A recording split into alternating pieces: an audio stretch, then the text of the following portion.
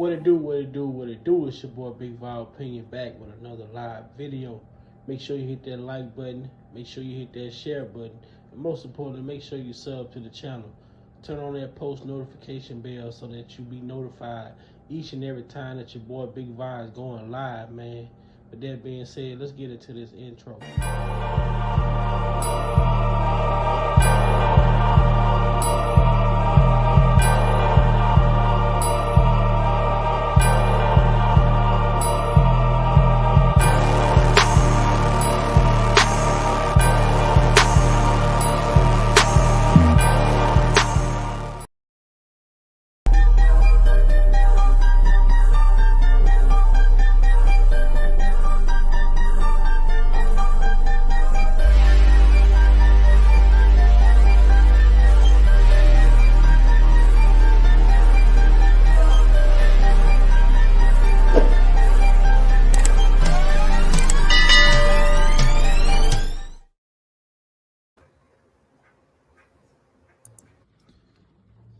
Welcome to Big Val Opinion.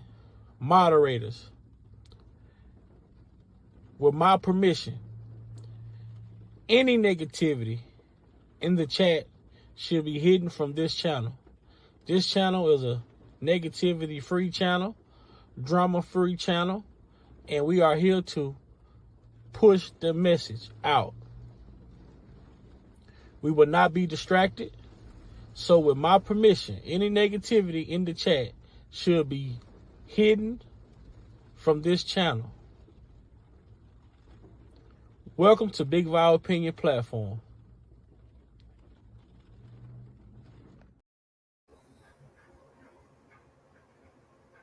And I just really want people to know, I appreciate anybody that's helping me. I appreciate anybody that's helping me. A lot of people have been there for me. I just don't want people going back and forth, being mad at each other because one person did this for me and another person did that for me. That's what the devil wants. He wants to cause confusion. That's what these people want. They want to cause confusion. And confusion ain't going to do nothing but keep me in here. But the real thing here. Yo, welcome. It's your boy Big Val Opinion, and I'm back with another live video, man. Trying to get it on track, trying to get it back on track. Oh, what up, man? What's going on? Oh, what's going on? What's going on, man? It's been a minute.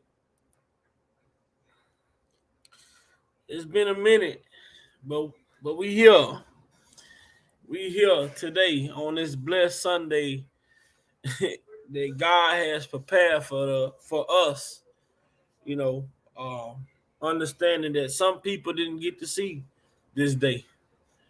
But for the ones who were able to see this day, you know, let's be thankful. Let's be grateful, you know, that God spared us not yet another chance to make a difference in life, to be better in life, to correct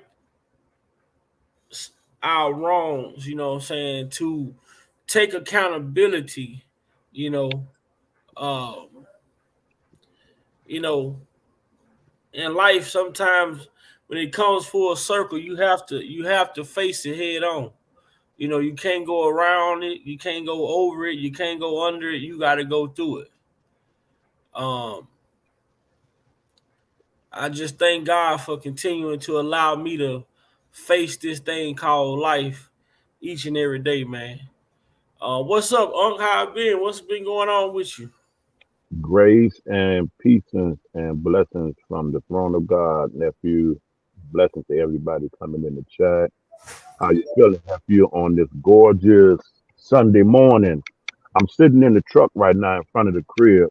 I'm waiting on HelloFresh to deliver me a food box.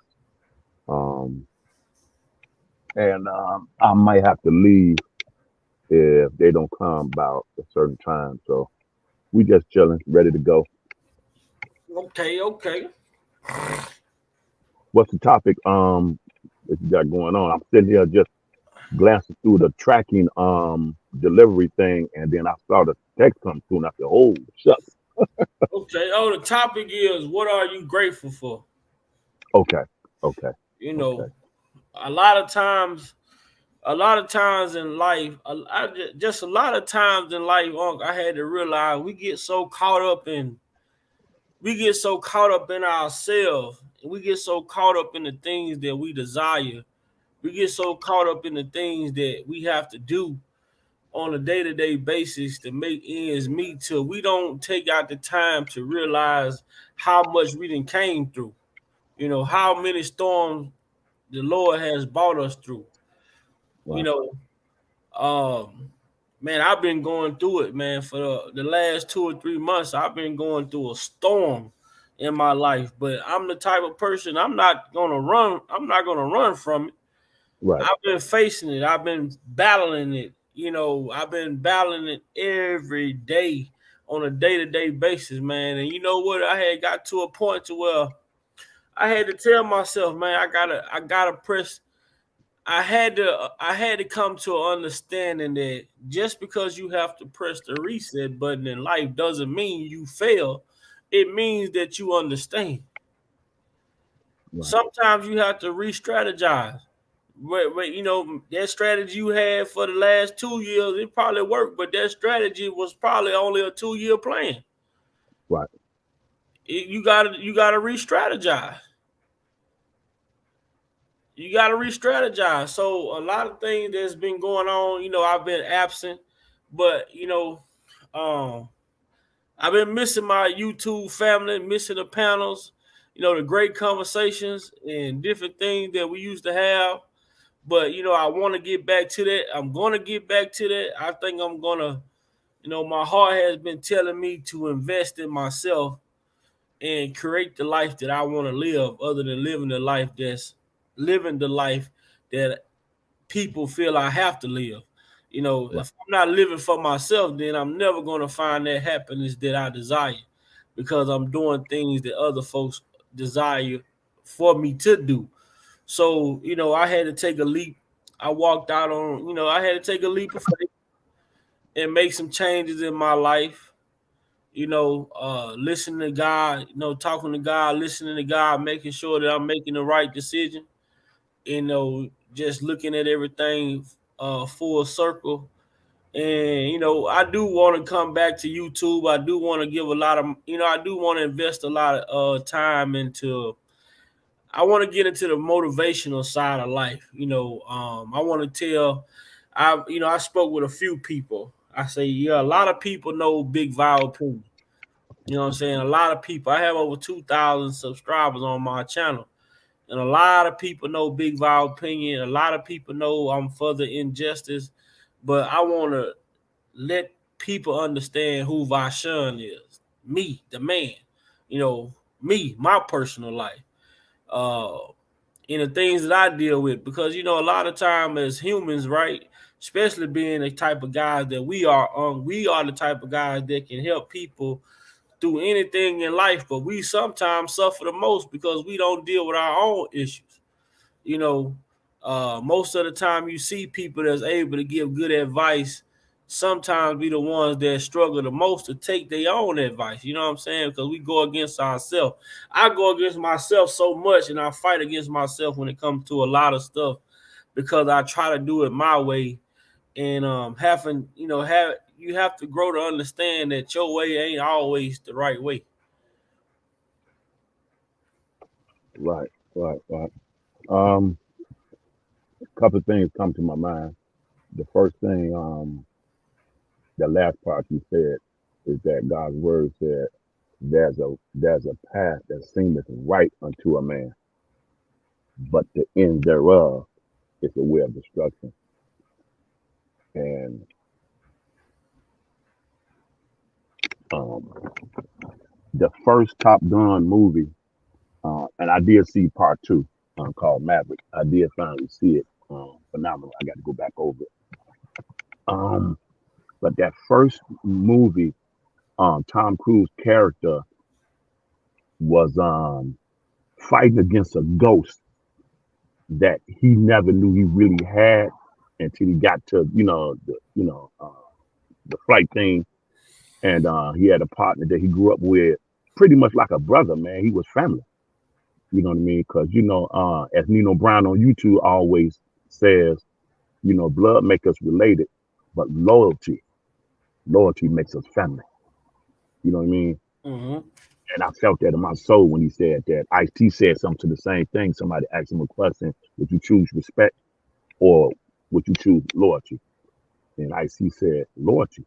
He said, "Cause you can respect me and still have it out for me."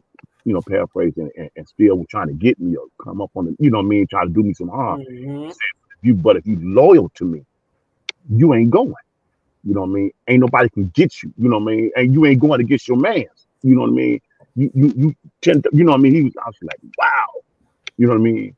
So those are things that you learn through the process. You can't avoid the process. That's the bottom You line. can't. We touch a lot of stuff. You can't avoid it. And our thing is, we think that the process of what we see that may be needed for the success gonna crush us. Mm-hmm. It's gonna hurt us. It's gonna devastate us. That blow, no human wants to take that, and that's you built like that, so that's understandable. At the same time, you don't know what you're made of, and whether or not you able to make an impact until you first go through the Mm-hmm. processes of life that you have to go through, so that you find out where your strengths are, where your weak points are, and where you have to navigate and make adjustments. You will never know those things unless you go through the process. So the process is ain't no cakewalk. The process is a storm. You know what I Mm-hmm. mean? The process is painful. You know what I mean? The process is tedious. The process is very uncomfortable, but it's necessary It's necessary, most definitely. Change because process. at the end of the day, and I yield back before I go any further, I always says, and I'm keep on saying it, every day you see breath in your lungs and you in the land of the living is a choice you make to learn from the past, but don't live in the past. Don't let your past failures, disappointments in yourself as a human, or expectation in others dictate your purpose and your destiny. That's it. It was just a step that you had to make in order to make adjustments and see where you at. You know what I mean? That's all Mm-hmm. it is. That's all it is. Don't get unrattled because the same process you're going through, whether you see people doing way off, you think better than you, or influence, or whatever, they still human at the end of the day. They still have to go through That's the a same fact, process. and people have to understand. You I know, yield back. you have to go through your own struggle. Ain't no two people struggle gonna be the same. Right, And struggle builds character, right? Struggles build strength, especially if you're a fighter. If you're not a fighter, struggle may look totally different. But if you someone who say, I may have got knocked down, but I'm not gonna lay down. You know right, what I'm saying? Um, and like I say, the biggest thing is when you understand. And shout out to everybody that's in the chat. Shout out to everybody that's in the chat. And when you understand, and I think that for me, with everything that has been transpiring in my life, I really had to sit down and take the time out to just pause. And when I right, paused, everything started to make sense. Everything started to come full circle. In the biggest understanding that I had to grasp was I had to accept accountability for these things that was coming back to me because I was once a part of these things for right, them to even exist. So sometimes in life we do things or we move a certain way in life to where we move so fast that we tend to just keep moving and not right, paying attention to the things that we were doing at this point in time and that point in time. And see those I always said to this degree, it I look at life as a book for me. And when I encounter people and go through certain things, every phase of my life is a chapter, right?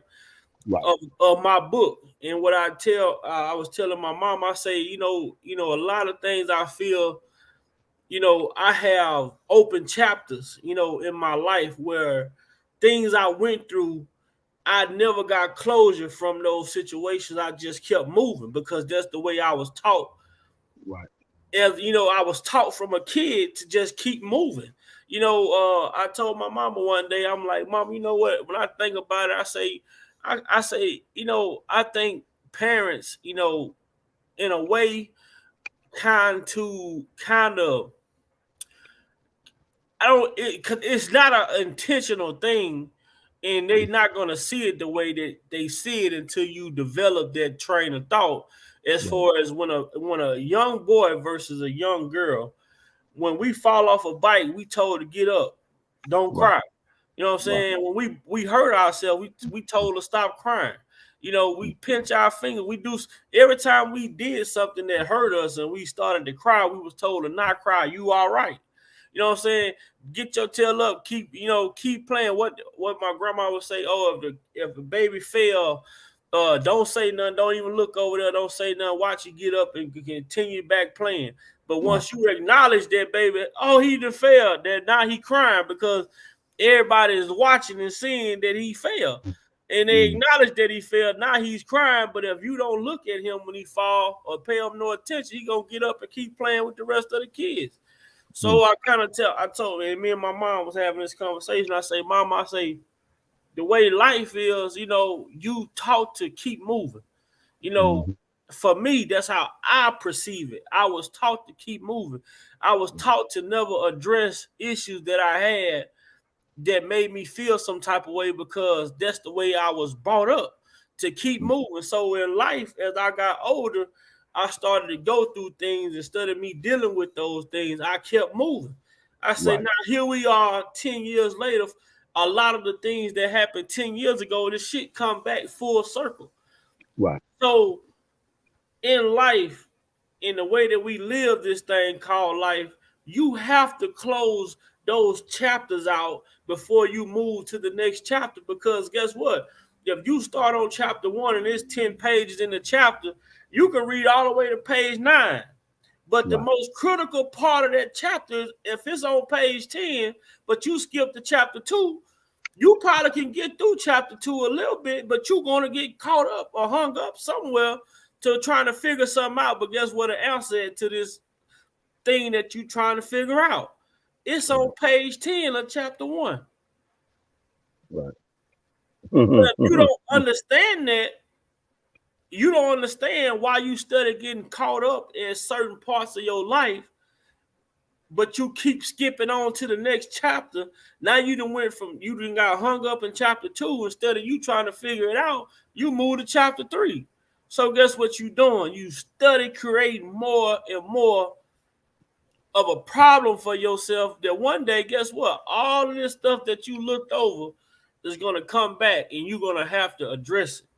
You're gonna have to look at it. So I found myself, calling ex-girlfriends that I've dealt with in the past just to make closure with those situations and get an understanding, apologizing for the things that I did that may not have been the best thing. I really had to go to God and ask God to give me the information that I needed to do to make myself a better person, to lift a lot of the burdens off of my chest. Because guess what? Who I am and who I am today and who I became today wasn't who I was 10 years ago, Right. 15 years ago. You know what I'm saying? I had to learn. I had to go through the struggle.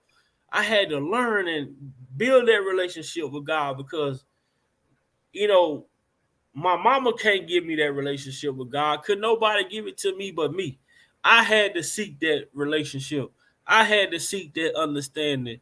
And I had to feel, I had to understand what it is, what it was that I was going through in order to fix the issues at hand. Being a single father, that's even more, I've been having a lot of stuff, come on to me, but I just been moving to the point to where I haven't really acknowledged, what's really going on in my life. So for the last 2 months, man, I tell you that I feel so good about myself as a man because guess what?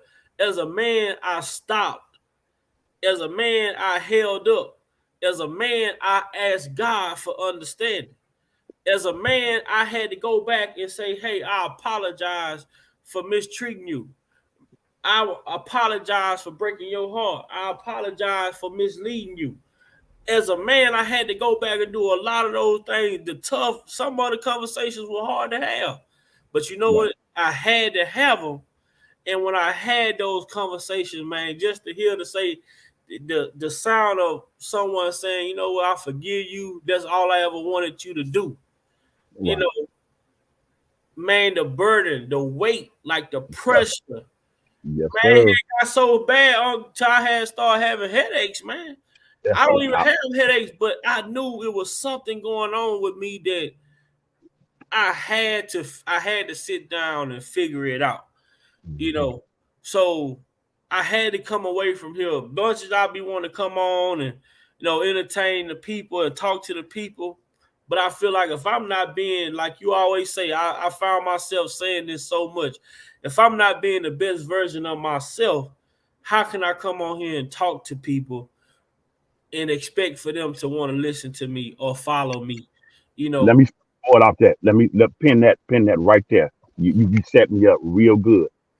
Here's what God just is what it's really been teaching me in the last number of days, in the last 3 weeks since we've been on. And I've been speaking it, chat family, in the atmosphere. I'll be in the kitchen, I'll be in my bedroom, I'll be in the crib, and I just say out loud, nephew, and I haven't even talked to you. And I said, nephew Vi, we need another live. I said, I know he's busy. I said, but we need another live. And here's what my thought is. And this is biblical, we always think that let me get this together, let me get that together, let me get some clear, let me get this, and then boom, I'm gonna move and take care of this and get back to this and back to that. I hear all of that, but that's kind of off. We have to get into the process. In other words, I have to work the work of him, Christ said, who sent me, talking about his father, while it is yet day. For the night cometh, which means when the end of time, probation, when your decision is made, whether you're gonna spend eternity with God or eternity away from Him, it's no more. There's no more chance. You know what I mean? So, I, in the process of that, while I'm still maybe in tears, while I'm still feeling the pain, it's through the process of that. It's just like a grieving process. You know what I mean? Keep my family in prayer. Um, the 20th and the 21st, day after my birthday. My uncle on my dad's side passed the okay, weekend before last, and that's the last uncle that I have in my family. That's on my dad's side, and also on my mom's side. There's no more uncles left. It's only aunties. Only one auntie passed. That's on my mom's side. Um, so that was the last uncle, and my cousin, we got family. We, talked about it. I talked to my auntie about it. You know what I mean? He was in hospice for a minute. And, some people, make it through hospice. Hospice ain't what people really think it is. mhm, And you got some people in a situation where, their time do expire. And he was a man of faith, you know what I mean? So that's a good thing. So, we'll see him in heaven. Um, but it's a process. If you don't make a decision to go through this process, go through this process, you will never get better with what you're currently dealing with. That's how that works out. We think, let me just fall back, let me just stay exclusive, let me just, no, no, no, no, no, no. Is in the process of continually fellowshipping. You know what I mean? mhm, Somebody else how they approach a particular topic or subject, like we do on the panel. That's therapy. That's Yes. the word I look for. That's therapy. So what I'm saying is that Big Vibe Opinions platform is a therapy session. We came together for that particular purpose. Mm-hmm. However, it has developed into that, and that's still part of what your platform is about, and all the other issues that affect, our communities and across the 4 corners of the globe, as I always say. But it's a therapy session. Because no matter how much we talk about subject and we laugh, we giggle, and we pain, a lot of us are dealing with some things that we're not sure how to even attack or address them or navigate through. Facts. So to continue to come onto the panel, to continue to come in the chat, you get a support system around you, and you don't feel like you're in the storm alone. You know what I mean? That's what I There's was told. there's safety. There's safety, the Bible says, in the multitude of counsel. You know what I mean? Mm-hmm. So a lot of times we can go within ourselves. Now I'm an introvert. So, which only means that, I stay in my head a lot. You know what I mean? I look at life from the inside out. You know what I mean? I get my strength and my rejuvenation through solitude. You know what I mean? There's extroverts who get their strength through engaging and outgoing. In other words, extroverts draw energy from the crowd. Introverted person gives energy to the crowd. And then after that draining process, I have to step away to myself to recharge. You Mm. know what I mean? It's just a different perspective. That's pretty much how the personality of the world sets in place. You know what I mean? So once you're able to just navigate and stay in the process of those things, man, in the fellowship, I had to learn that. It's something about feeling some. I'm feeling some type of way, and my spirit was off, man. I just wanted to line. I just felt it. I was all over the place, man. And I wasn't feeling the other weekend coming to church. I just wasn't feeling the other weekend. I just wasn't going. You know what I mean? I just wanted. Mm-hmm. And this was before I found out my uncle had, what I mean, passed, that he was an option. And but I went anyway. And what Right. helped me, one of my aunties I had to pick up, Right. and I And had to walk sometimes her to that the be the west side. devil. You know, sometimes the devil be telling you, "Oh man, you ain't got to go." You know, But I went, but nephew, my auntie calling me and having me come get her, and I was struggling. right. Man, I wish I would have said yes. I would have, because I was uh all in myself.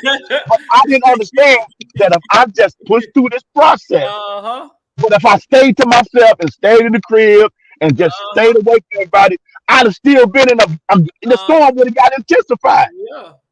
But I That's went and picked up Auntie. I went, that church. She said, nephew, that's all I need you to do. Just get me there. I uh can get back on. I just need you to just come get me because I got these bags. They heavy and I couldn't get on the bus with them and all of that. I got there and in the midst of the service, hmm all of that stuff, God was working that. Woo! God had already see. God had already put that in play. God had already put it in play for it to happen the way that it happened. Yes, sir. So, Woo! April, Was how's it blessed when going? I was around fellow believers and realizing we all got our things and coming together. And somebody might have went through what you went through that you currently going through and got on the other side of that. So you need to be in the midst of that so you can get all that goodness. You know what I mean? Uh-huh.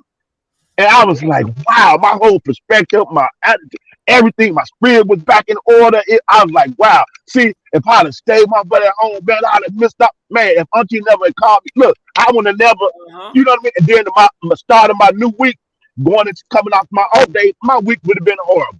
You know what I'm Uh-huh. saying? But But I put, the devil knew God was about to bless you yeah, with something that was good.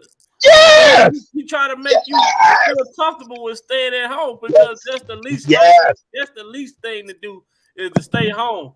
See, yes, that's what I mean when I say I had to go to God for that clear understanding because the devil will have you content with shit that ain't even worth your time.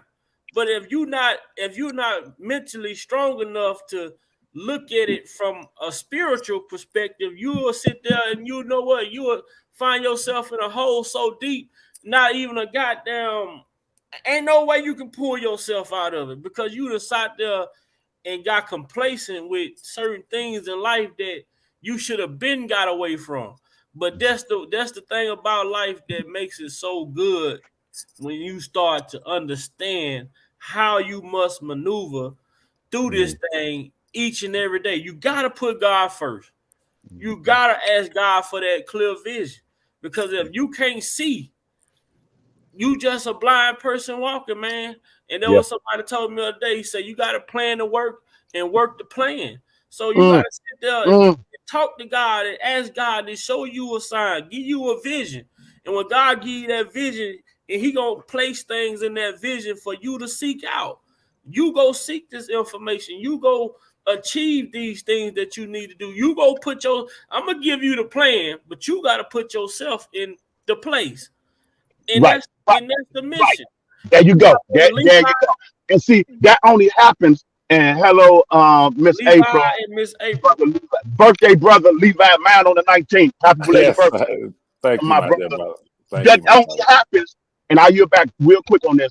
You have to get to a point in your life where you mature to the point of having a high sense of awareness before you move, before you address anything, before you tackle whatever the thing that's before you, before you even get your thoughts to even go in that direction to try to plan out your strategy for whatever it is.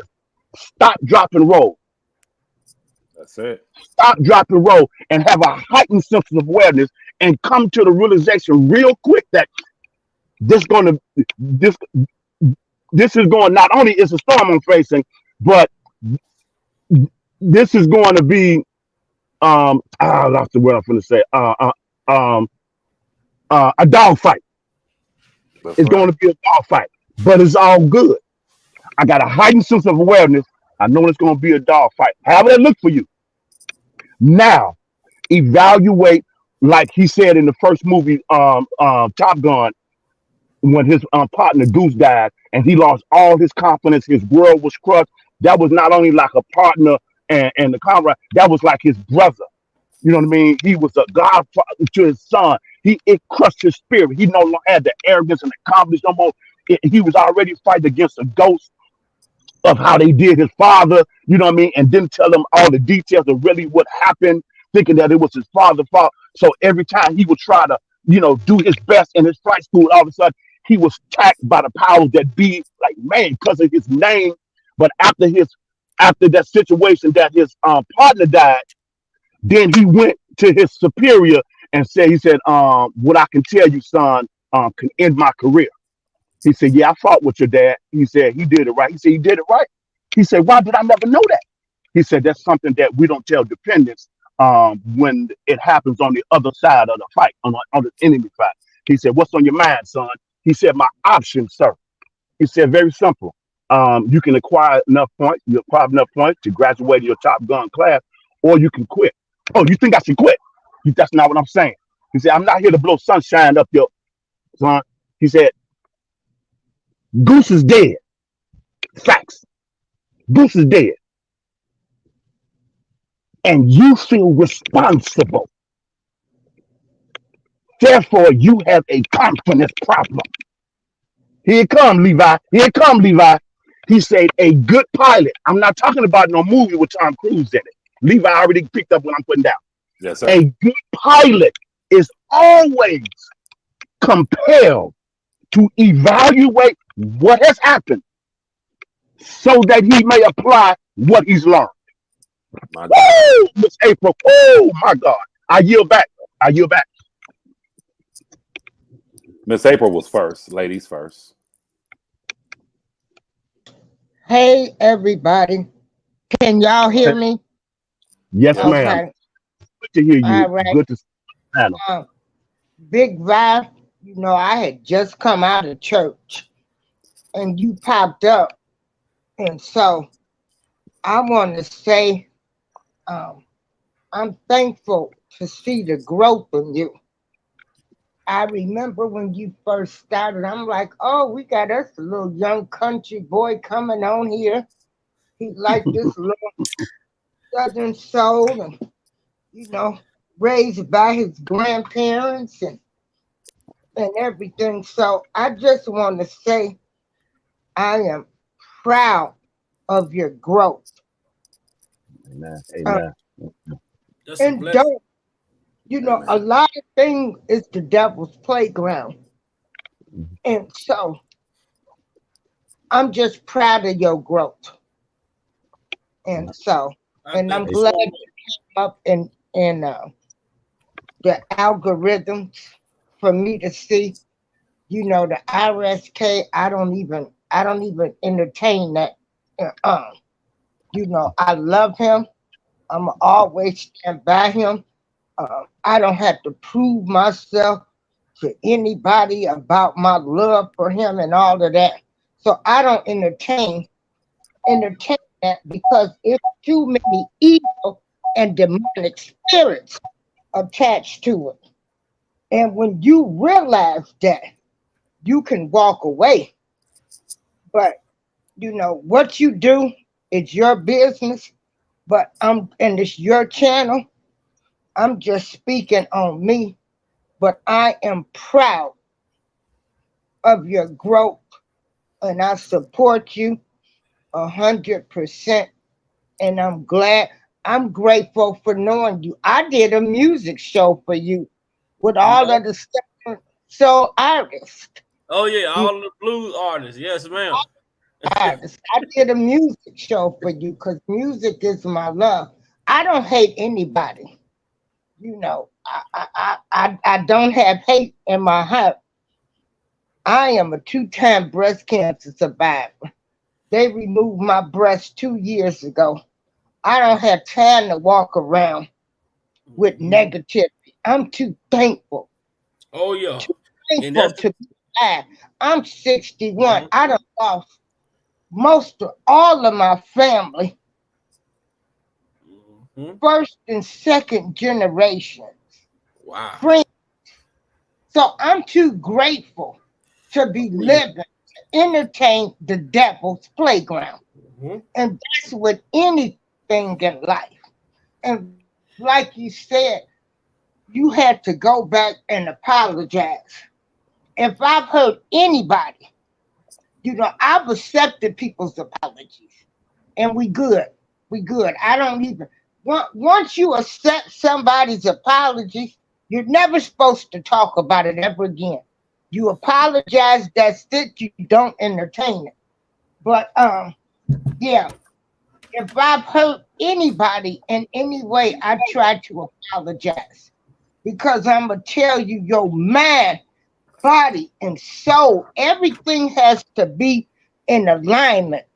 If you not Mhm. resting good, sleeping good, that's because something on your mind, which will cause you to have stress. I know I'm doing something right because he done still left me here. And it ain't to be arguing with people. So I'm thankful for your growth. And that's all I wanted to say. I'm thankful. I'm glad you popped up. I remember when you first started, I was just, you know, I was excited for you. Yes, I always ma'am. call you the young country boy. I thank you so much, Miss April. And that's one thing about life. I appreciate you, and I appreciate all of my elders that went through the things that you all had to go through to make it for a person like me to be able to look at life, to speak on life, to understand life, because I have to set a standard for the generations to come behind me. So if I'm out here entertaining BS, what am I showing the younger generation that's coming after me? I want them to understand I got a son that I raise full time, 24 hours a day, 7 days a week, every day for the rest of my life, his life, eternal life. I have to be the example. I can't tell, I can't be telling him to do the right thing, but I'm showing him the wrong thing. Because your actions gonna speak louder than those words. Yes, sir. And Miss April, I thank you so much for just say seeing to acknowledge the growth, seeing the growth. You know, I try to just be an open book for people and keep it a certain way to where we can come on and have these conversations. Like the topic say, what are you grateful for? I had to come back to this platform today because guess what? This is my family. I had got accustomed to talking to the people on my YouTube platform more than my actual family. For my birthday, different things, I got more acknowledgement from my YouTube family than people that I see every day. So I understand that, just because you know people or whatever, you see these people every day doesn't mean that those people have your best interests at heart. You can meet a stranger that'll lead you in the right direction versus somebody you done grew up with every day. All Yeah. because of they don't want to see you outshine them or get ahead of them. Or they think it's, we tend to look at each other as competition versus, well, if Levi Get get it to to a it. million subscribers and he Those shows are the angels way, God sent to you when you say they're strangers. you They're know, angels. Yeah. it's strength is I always say one thing I like to do. I want to build people up around me. I don't want to be the only one in a room with $1 million and it's 50 people in this room. If I got 1 million, I need to make everybody, the people that come with me, I need to make them millionaires as well, because we all need to stand in unity together. I can't be the only person in this room that got $1 million because that makes me the target now. But if Mm. all 10 of us got $1 million, how y'all gonna take all us out? Preach. But what if, brother, those other individuals who are all, you along with them, are all headed for that financial success, that professional success, and you're all headed towards the $10 million. What if, let's just say, there's a group of 10 of y'all, and someone says that Big Vi is stealing. Big Vi is basically going behind our back, stealing. He is embezzling money from this fund that we are all supposed to be a part of so that we all may become multimillionaires. Do you allow that lie to exist and still remain in that group? Do you think that that lie is not going to spread to other members of that group? Mm-hmm. And if that occurs, what are the chances of that group being successful? Am I making sense? Right. And I'm glad you said that because me and Unc had a conversation a while back and we brought up the word pruning. What does pruning mean? When you understand pruning, and you have to revert pruning to life, right? Mm-hmm. So just because, like me, and it's just me being a business side, right? So I got 10 of us in here that's millionaires. But guess what, Levi? I understand that I can't go in here and try to make a deal for 10 million just because it's 10 million of us in here. How about I make a deal for 5 million? Because I know it's gonna be some. I know that with our people, it's gonna be some type of conversation that comes about like that, right? Yes. So just by and this is the part about life that when you pay attention to how things navigate around you. See, now this is when I will have the understanding of every single thing that we discuss have to be document contract. Everything. Therefore, if somebody come with this, oh, big vibe stealing, guess what? It's time to prune them. We need to cut that cancer off of this. We need to cut that cancer away.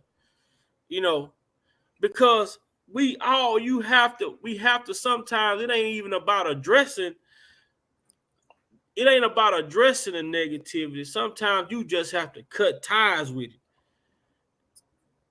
You can take So you can take your money and go over and do what you choose to do with it. You can go around, but people gonna spread lies. They gonna keep talking because guess what? They came into the situation not because they wanted to invest. They had an ulterior motive from the beginning. absolutely. But when you say it's time to sever ties, I agree. However, I believe that there are only two options.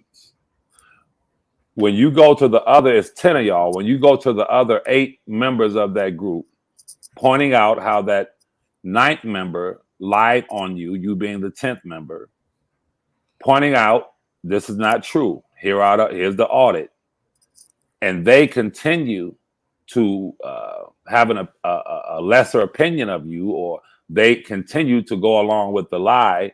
Now you're only left with one option, and that is to depart from the group. In other words, you're giving those 8 individuals the opportunity to look at the truth and say, okay, this guy that's in here trying to cause dissension as we all move towards be multimillionaires, in order for us to be successful, for him to lie on by, for him to bring that slander into this organization, he got to go.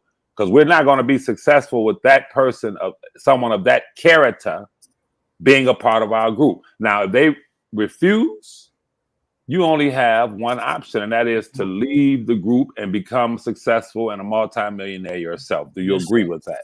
Yeah, you have to do what's best. If you can lay everything out and people choose to still feel like otherwise, then you have to do what's best for you at that point. Say, it's a save yourself type of situation. And that's one thing about it. Like, I feel like with God, man, with God, you have to come clean. You got to come clean with God. And when you come clean with God, everything after that point, when it comes to people that you see and deal, you don't care about what the people say no more. You don't care about what these people on this earth talking about. Because guess what? The man who you need to have an understanding with, you put everything out there. You shown everything you needed to show. And when God give you that validation, then guess what? Them people that sitting back still having doubt, you don't need those weak branches anyway. Because Absolutely. I can't stand on that. You know what I'm saying? I'm not trying to climb this tree just to get up to the top and realize this the weakest branch on the tree. Absolutely. And when I came in, it's interesting. I came in to say what the brother Muse Black said. That's interesting. Like, I came in to address something and he touched on it time I got in, and that is, in whatever we do in life, in our successes and our pursuit of success, you must be cognizant and very, very vigilant of your Good morning, surroundings everybody. and know where you are, what you're dealing with.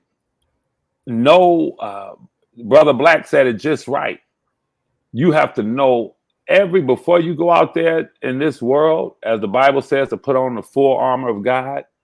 You must be aware. You must be this, and this is the problem that I have with a lot of people. And I'm gonna be honest with you, not you, Brother Black or Brother Black. Um, the problem I have is that when I'm going to give you an example. A lot of people say that Levi has been a part of the drama in the R. Kelly YouTube sector. Well, if for those who take that position, I would ask that if a man is sitting, languishing in prison unjustly, and it was unjust individuals, it was very wicked minds that placed Robert in that situation. I want you to understand me, brother. I just spoke with Robert about an hour ago. And I understanding that it was unjust, wicked, deceitful people who engaged in this conspiracy to put him in this situation. When I go after those people, and I would ask Miss April to come back because I'm getting somewhere with this, and I would ask her to come back with all due respect, because Big Vi, I'm gonna say this to you. I assess Big Vi, I assess Brother Black based on what I see and what I know of them. Their character from a YouTube social media perspective, what I'm able to assess of their character. There are a lot of people on this social media who despise me, who hate me, who basically have castigated, maligned me because of slander, because of whatever reason. I can care less. But what Brother Black talked about when he gave the analogy of Top Gun, it is reflected or reflective of what Jesus talked about when he said, see, people want to act like, which I consider myself to be a Christian. I do, a lover of God. And I know you guys are. You feel me? But we want to act like we're just going out into the world. Big Vi talked about forgiveness and going to people who he felt he had wronged. And that's a beautiful thing to atone. And that's what we're supposed to do. But we want to pretend, a lot of us, not y'all, want to pretend that as we go out into the world as lovers of God, that there are no obstacles, that there are no impediments, that there are no wicked people, even though the book tells us that the wicked watches the righteous and seeketh to slay him, right? Want to kill you. So all of the disciples were killed. I don't know if y'all know that. All of the disciples, maybe except for one, were brutally killed. After they killed Jesus, they tracked them down and killed them too. So Jesus says to those who are his true disciples in this world, he said to those then, speaking to us, this day I send you out into the world amongst wolves and vipers. Be ye wise as the serpent. Be ye wise as the wolves and the vipers. But be ye harmless as a dove. See, Jesus is acknowledging what we're dealing with. Jesus is acknowledging what Robert is dealing with. Jesus is acknowledging what we all must face every day in this world. And that is backbiting, deceit. People want to kill you.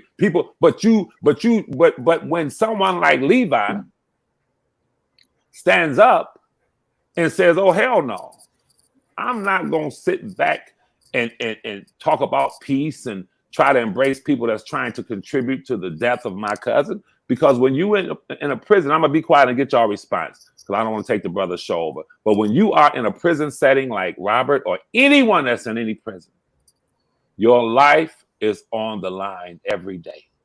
You're in a big group of thousands of men. You don't know who's thinking what. Anything can happen. So every day that Robert sits in there, it is my mission to do everything in my power to bring awareness, like Brother Vi and you guys are doing, to assist in getting him out of that hellhole. But at the same time, it seems like a lot of people, not y'all, but a lot of people don't understand Levi because Levi is operating from a position and a place of urgency. Urgency, brother. And as I assist him, these people ain't coming at y'all. These people are not watching y'all seeking to slay y'all. I am the focal point. I am the one that these same people, some of them claiming to be for my cousin, despise and want to kill. And they're after. So I got two fights on my hand. And I'll be quiet and let you guys respond. I'm gonna speak first, and then we're gonna let my brother Derek just came in here provoke thoughts. But Levi, I want you to ponder on this question until you come back around. And I'm gonna say this. Somebody asked what were we talking about today? In the title, I titled it "What Are You Grateful For?" Because I felt like a lot of time I don't think I know I haven't. I can't say we as people, but I'm quite sure I'm not the only one that get caught up in life with things that a lot of things going on in life to the point to where I don't even sit down and acknowledge the simple things that I'm grateful for. But what Levi said about, the enemy, and God talking about things coming against us in life. And that was my mama told me a couple months ago, and I said it on this platform, I think. But my mama, she said, son, God said no weapon formed against us shall prosper. And I was like, yeah, I mean, yeah, he said that. I'm like, okay, yeah. But my mama, she said, you gotta think about that. She said, I know you can understand it. But I really wasn't grasping what she was trying to tell me. And simply what she was telling me is that she said, simply what I'm telling you, son, is that he didn't say nothing wasn't he didn't say it wasn't gonna form. She say he didn't say things wasn't gonna happen. She said he told you that it wasn't gonna prosper. That means you still gonna have obstacles in life. You still gonna go through things. You still gonna face problems. You still may get sick, but guess what? You believe in his word. Guess what? He said, although those things may come, they won't prosper in your life. And I told my mom, I say, I've always heard that saying, but I really never looked at it like that. So from that day, just understanding now, guess what, Vashon, guess what? Things are gonna happen in life. You're gonna get disconnect notices, you're gonna get eviction notices, you're gonna have problems with your kids, you're gonna have problems at your job, you're gonna have problems out socializing, things are gonna happen that you have no control over. But guess what? If you believe in God and you look to God in these situations, guess what? You don't got to worry about them situations prospering in a way that it's gonna affect you, and that's just the one thing I want to say to people, man. Understand in life that things are gonna happen, but you have to take control of which direction those things go when they do come about. Is you gonna lay down, or you gonna stand up? Are you gonna stop fighting, or you gonna fight back? What are you gonna do? Provoke thoughts. What's up, my brother? What up, Yo, Prophet? man, what's going on? What's going on? Hey, What up, Muse, what's going on? Big Bad, what's going on? Levi, My what's brother. going on? Chat, how y'all feeling, man? Happy Sunday, what up? opening day Sunday. Yes, Yes, sir. sir. If you want to ask me what I'm grateful for, first of all, I'm grateful for Sunday football. I'm grateful for Colorado and the Buffaloes. There's the fine logic. Oh yeah, And I'm thankful for Coach Prime, bro. Yes, sir. But Yes, sir. Coach man, Father, if you Daddy, listen to this man's Granddaddy. speeches, dude, by the Yeah. time he got done with one of them speeches before the game, I was ready to go tackle my neighbors, bro. Yeah, yeah, sir. Uh, Motivated, Yeah, sir. motivated. Okay, Yeah, sir. so okay, another thing I'm thankful for, man, and I'm grateful for is this week I've been hired at a brand new job, making Oh, more he came money, through. He praise came the through, Lord. making more Dick. money. He came through, Yes, Dick. that That's what's I ever up, made in Prophet. my life. Praise That's the what's Okay, Lord. up, man. Yes, okay, sir. all right. We talked, man. Man, that's praise God for that, man. Blessings, Absolutely. blessings, man. Blessings. Okay, I'm also thankful for this. Yesterday, I was gifted tickets to a concert, I mean, it's Neo and all. It could be R. Kelly if they wasn't bullshitting out here in these streets. But That's right. you know, That's I was right. That's gifted right. some tickets. I was gifted some tickets, you know, to go see Neo, Mario, Pleasure P. So this Okay. evening, I'm taking a gorgeous young lady with me. And you know what I'm saying? I'm finna blow her mind because don't nothing blow a female mind like concerts with good ass music, man. And that's gonna happen. That's You know right. what I'm saying? One thing that I can say I'm grateful for is a clear mind with common sense. Yeah. You know, if you don't pay attention, I'm gonna take it like this. We've been screaming free R. Kelly for 6 years almost. Right. I'm gonna say it like this: free everybody with a RICO. Yes, sir. Yes, Let's sir. get RICO got to go. They charging people with RICOs and running people in by the 50s and 100s. We gonna charge everybody. They That's down right. there in Georgia charging everybody with RICOs. They like, we don't even want to work for it no more. We just gonna put your life on trial. That's what we gonna do. Right. Right. You know, Right. you sit up here and people are starting to wake up, which is a good thing because you see that they are persecuting a former American president. If you pay any attention about it, right or wrong, indifferent, Right. shit. If Right. that's the case, run them all to jail. Right. Because Right. all of them done did some shit. Yeah. You know, now, we get, I got to get real once I start talking. It's just got to get real. So Yes, I'm thankful that we even have people that say, hey, in school, a teacher should not be telling a child that they are not in the right body. Right. Right. You know, we should not be teaching our children and taking the parents who are raising these children out of those equations and crucial decisions that a child has to make about their sexuality. Why in the heck is the mama or the daddy not present for this damn decision is what I want to know. That's Speak right. on it. That's Speak right. on it, man. Speak Yeah. on That's it, what I man. want to know. Speak on, and guess what? In the shit so bad to where the kids, they got the kids thinking that they can fucking challenge the parents because the school is backing the kids. Absolutely. The school and the government. That's right. You know, But where did it start? Where did it start, brother? You know, now, thank you, man. Now, the way that I see this shit is that we are going the way, and I've been saying it for a while.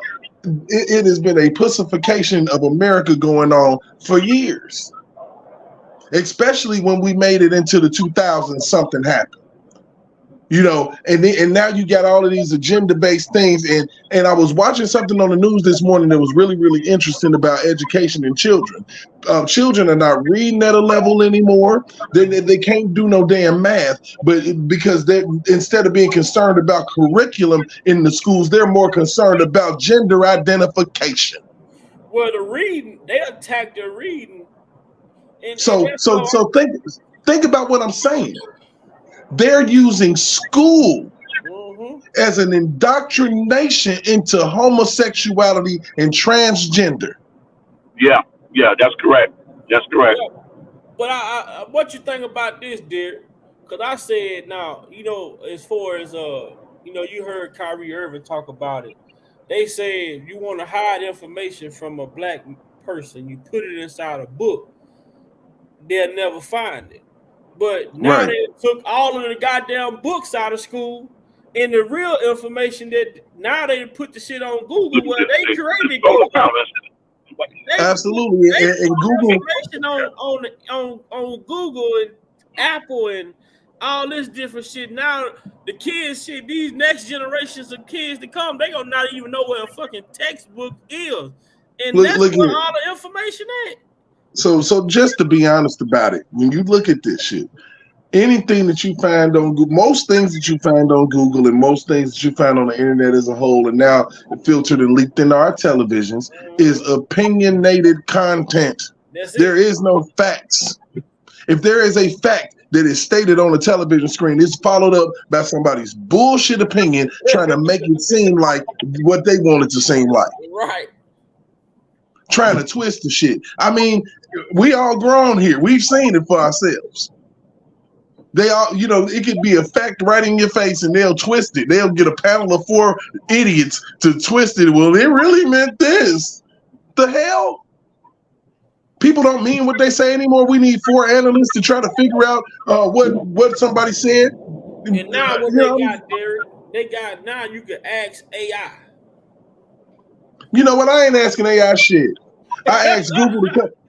I asked Google to cut my lights on and off in my house. That's about it. And now that gotta be some. Now me, I look at shit like that to be creepy though. You know, even with like my laptop, different shit, man. I had to close it, power it down, close it, because these people be watching us. Like it's crazy. Why are they so much? Why do they want to watch us so much? Because of the fact that if they watch us, then they know what we want to buy. They know how to get in our pockets, man. Right now we talking, and whatever we talking about, when you go on social media app, Facebook, Instagram, TikTok, whatever, you gonna have an ad on there. Right now, man, I'm trying to find some new Air Max. I'm looking for some new Air Max, man. Air Max, Vapor Max Plus. When I go on my phone in about an hour, I'm gonna be seeing number Vapor Max Plus ads on my phone. Right. Now, just to kind of segue, kind of get into some interesting shit, man. I kind of been on this little kick, you know, after, you know, I don't know what happens to me. Like, just like with, you know, with R. Kelly and, you know, just like what happened to all of us. When you see bullshit, why is it that we don't run away? Right. Why is it that, you know, why is it that when we see bullshit on television, we be like, oh, hell no. We got to dive deep. I got to dive, you know, because this is crazy. So, something not distracted to that. You know, and it's not that I'm attracted to the bullshit. It's I'm attracted to what the hell are they doing? Why? What is the purpose in this? You know, now let's go back to 2015, 2016. And you running news and everybody's laughing and roasting Donald Trump, saying that this man had zero chance of winning the presidency. If he win the presidency, then hell is going to freeze the hell over and all of this. And I'm talking, they was making a mockery out of this man. And then Nancy Pelosi and all of them just laughing just out loud. So imagine this man wins. And y'all know he gonna make y'all pay for that shit that y'all was talking. Because they talked a lot of shit. Now you look at that, okay, and now you fast forward to now they impeached the man twice, didn't work.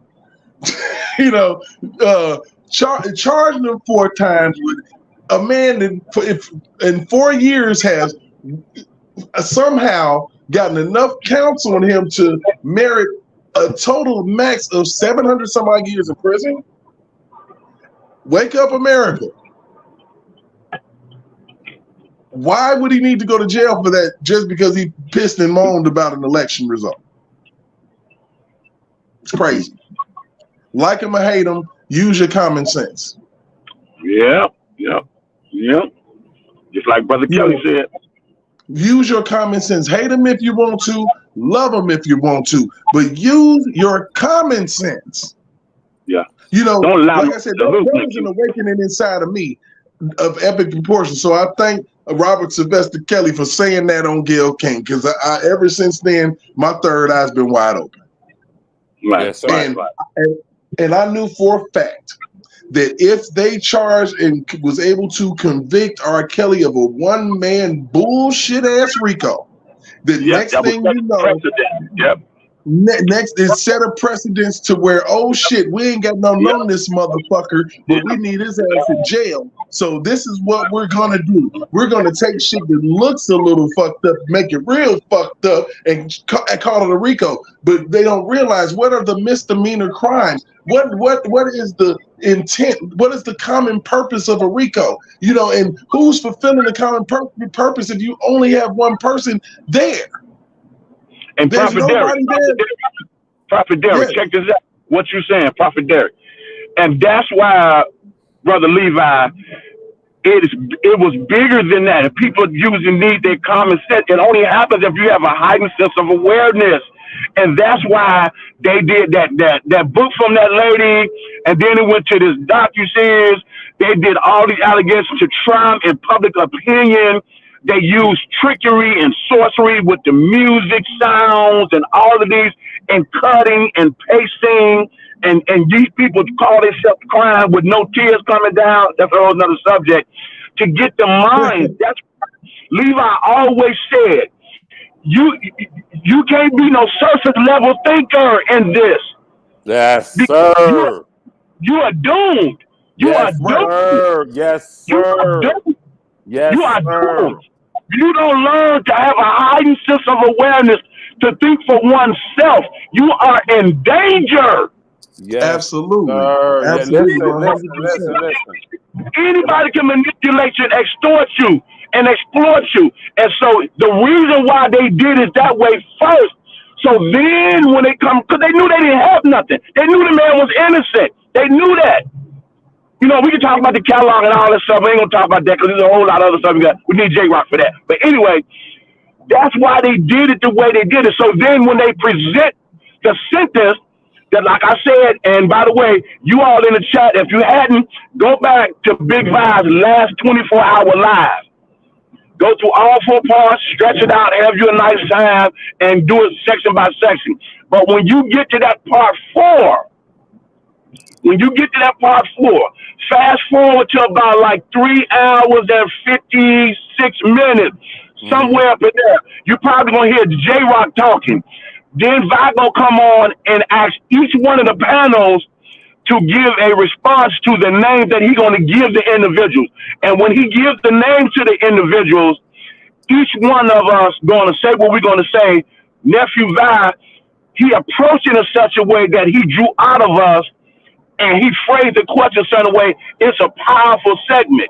It's so much in there that what we're talking about right now to really get that, I believe, was a very anointed live that we did. I go back over that constantly, Nephew and Levi and Derek, and I be almost in tears and with joy in my heart and my soul for what happened in there.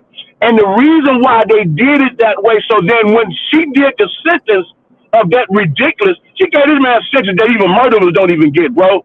That's So right. if you can't see that, that the reason why you can't see that, and people still say that what they said, is because, and I yield back on this, Levi, they are still broken.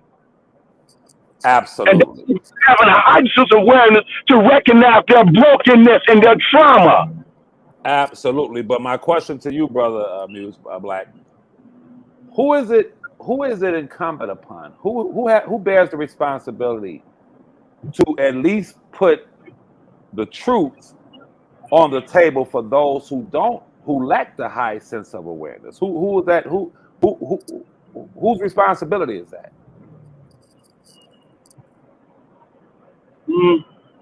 It used to be the media. Individual person. Yeah. It used to be the media.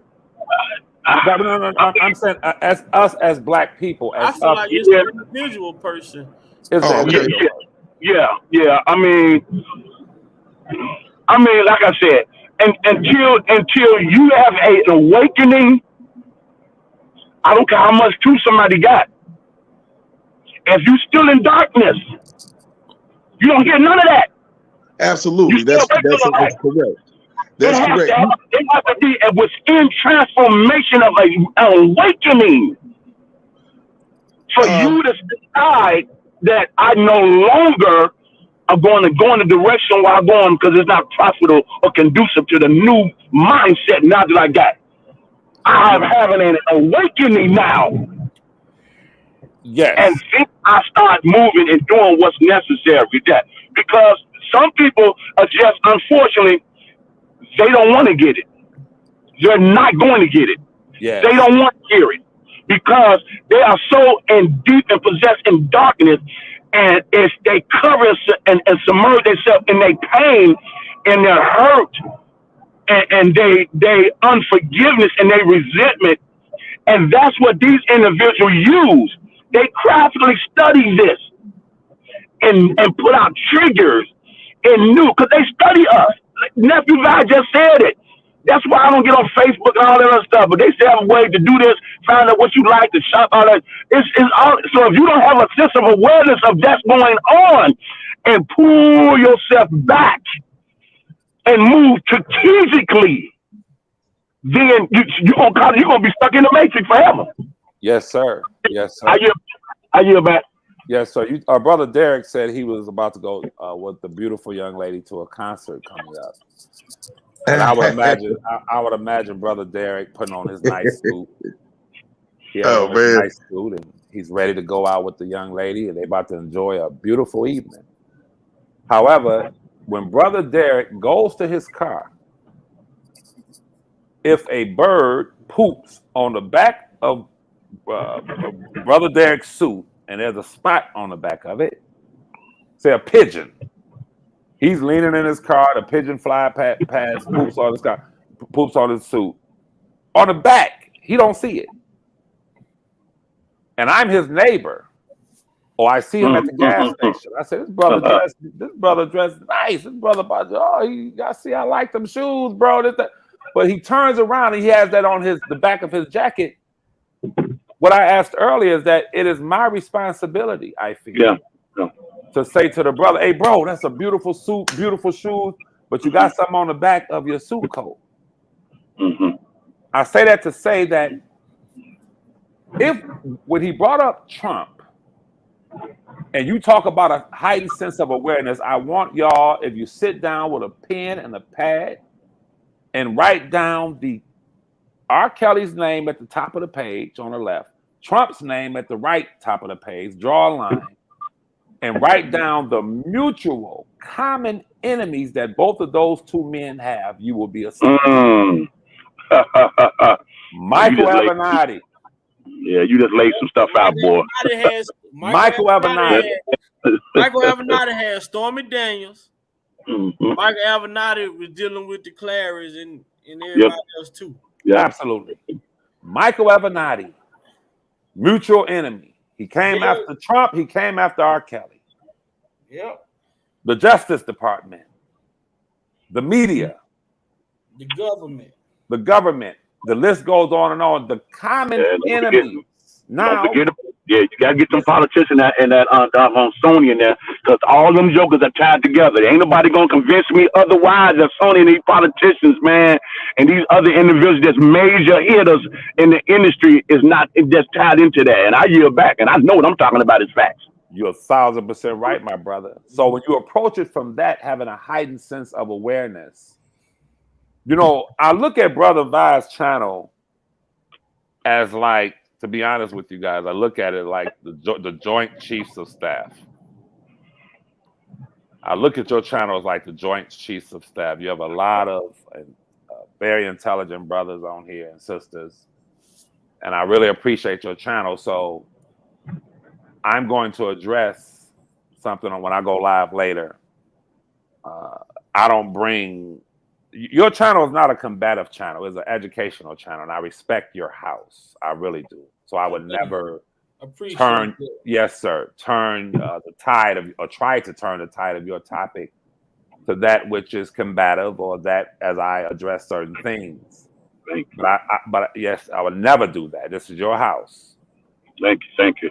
However, the dear sister, the lovely sister, Lady Earth, said something that I'll touch on, but I'll expand on it on my channel, and that is, she said that I sit and have tea with those who have slandered my cousin, and I sit and have tea with those who have sent things to the prosecutors. I want to say this to y'all. It's a simple question. The brother Black just said it. It's about having a heightened sense of awareness. So my question is, as in any courtroom setting, especially when it comes to high-profile cases, just all cases, but when you have a federal defender or an attorney who is fighting for the defense, or an attorney team that's fighting for the defense, and you have the government, you have the Justice Department, be it state or be it federal. This is what you all must understand. Do Y'all can't even move because it's wow. That's all of that, man. I want to go. Yeah, now I got to go this way. Now this it Do took all that time for them people across the street. That's what it was, bro. You need to mute yourself. yeah. Okay, roll conversation. Shit. Listen to me. Does the prosecutors and defense attorneys have tea and coffee and sit and meet with one another? I think everybody know the answer to that is yes. Mm-hmm. They meet. I worked in a court setting for almost 8 years. They meet, they sit, they will argue tooth and nail in court. Some are passionate. They will go back and forth, but they will sit and meet in a coffee shop and have respectful or respectable, civilized conversations. Do the Republicans and the Democrats and those who we look at from the outside and say, oh, he can't stand Trump, she can't stand Trump, she's a Democrat, she's a liberal, or they can't stand this one. Do they sit in Beverly Hills and in the higher affluent places in Washington, D.C. and sit and have lunch and brunch and talk with one another? Yes, they do. Yes, they do. So as Brother Muse, Black Muse talks about the heightened sense of awareness, I would never try to explain to those who don't have the higher sense of awareness what Levi is doing. Yes, I speak to the movers and shakers and the key figures in my cousin's case. But I'm going to say this on Big Vi's show. And I'm going to let it go. It is interesting, very interesting to me when people say Levi has sat with the other side as he advocates for his cousin. What is so interesting to me is that Larry revealed about 2 weeks ago that my cousin asked me, what's the deal with this guy? Months and months and months and months and months ago. I said, well, you know, he's the opposition. He, you know, what's going on with this, that, and the third? I'm not going to go into it. I said, well, this. Yeah, I'm getting a lot of letters where they say that you deal with him, this, that, and the third. He said, but I know you. I know how you roll. I said, well, this is the deal, man. Blah, blah, blah, blah, blah. He says, do you think he will speak with my attorney? Because I need clarity on something. I went back to Larry.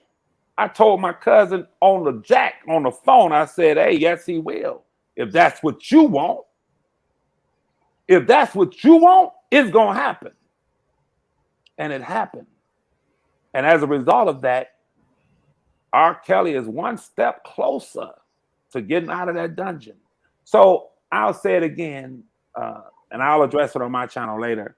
But to Brother Vi, to the dear brother Derek, to Brother Black, when you are a leader, you take what people say into consideration, but you lead. And where you lead and how you lead, you must lead with a heightened sense of awareness. You must lead with civility. You must lead with decency. You must lead with nobleness, ethics, principles. So I never attacked Brother Larry's children and I want to do this, that to you, after you. I never did that. My cousin knows me as that man. And as a result of that, I was able to produce something in his life with a simple phone call. Hey, bro, my cousin want to know, will you do this, that, and the third? Because there's some questions that need to be answered. And Larry said it on the airwaves a couple of weeks ago. He said, when Levi came to me with that and asked me that his cousin requested that, he said, because of my respect for Levi, I honored R. Kelly's request. So just to those who, you know, want to play the social Hold media on just a second, Brother Levi. Hold on just a second. Welcome to Big Vi Opinion. Moderators, with my permission, any negativity in the chat should be hidden from this channel. This channel is a negativity free channel, drama free channel, and we are here to push the message out. We will not be distracted. So with my permission, any negativity in the chat should be hidden from this channel. Welcome to Big Val Opinion Platform. Okay, I had to run that disclaimer, but Lady Earth B, I feel like she had a good question. Yes, sir. This other shit with the cousin, not the cousin, all Right. that shit. That's come on, man. Hey, let me segue for y'all, and I'm gonna get right back to it because let's just keep it all the way real. All of that is emotional bullshit. Because anybody who been listening and heard R. Kelly even speak from prison, let us know that it's a cat out here. It's a good dude. His name is Levi. It's my cousin. Now I got people that, it might not even be no blood coursing through, and I call them my nephew, cousin, people that my sister, all of that. So black folks, y'all need to stop acting damn it dumb. Thank you, brother. Because relationships in black communities are different, and y'all know it. Stop being an asshole. Stop. It's about time, because you know what that is? That's stopping us from getting to the point. And the point has always been free R. Kelly. But when y'all get to stopping for the dumb shit and whose cousins who and who's related to who, fuck that. This is why I call this channel the Joint Chiefs of Staff. I do. I'm gonna tell you all the time. Blood make you related, but loyalty make you family. I don't give a fuck. Absolutely. Come on, man. This is you why heard it come up. And see, the thing about it is, you can show an idiot the truth, and they still won't believe it. It can come straight out the horse's mouth, and they be like, no. That's that emotional bullshit. Yes, sir. We got to get past. It's been 5 years, and we still in this emotional bullshit. You got to beat a fucking horse to realize it ain't gonna run. Absolutely. Absolutely. But I'm sorry, brother Derek. Go ahead. I knew. Look, I knew long time ago. That's people when they was trying to dig and find out related and all of that shit. I'm like, do you know how many people that this man R. Kelly calls his mama? Are you serious? There's so many women that's his mamas and aunties. They come on, man. Stop being stupid. Even the significance of it, right? If I'm in a fucking hospital and I come in here because my fucking arm broke, I don't need you motherfuckers checking me for cancer and all this other shit. My fucking arm broke. The bone was taking out my fucking arm.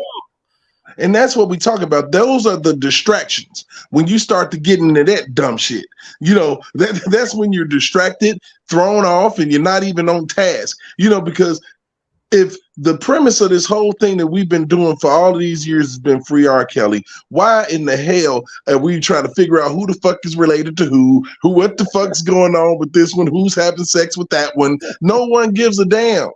I've never gave a fuck.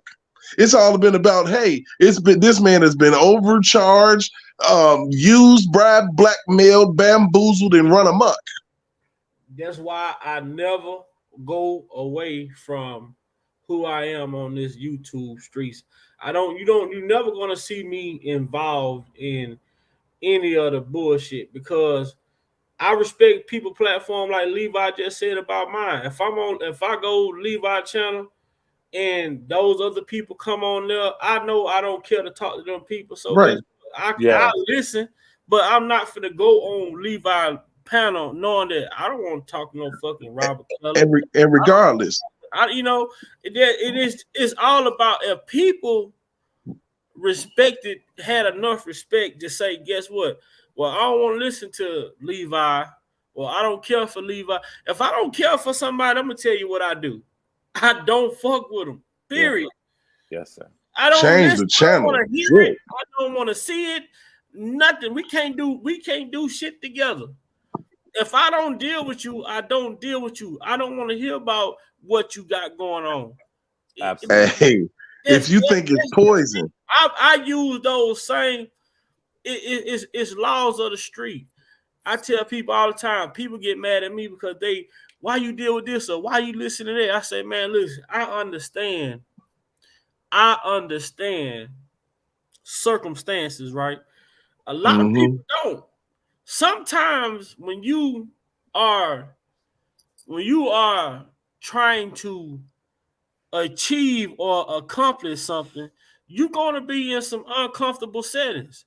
But you have to be strong enough to oppose yourself until you are comfortable so people won't know that, hey, you really don't want to be here, but you're here. It's almost like going to a fucking job you don't like, but you know you got yeah, money. So you gonna go your happy ass in there and do what you gotta do, but when you clock out, fuck this job. Sometimes when you deal with people, you gonna deal when you out here trying to vet information and do different things, you might find yourself dealing with some type of people you thought you'd never deal with.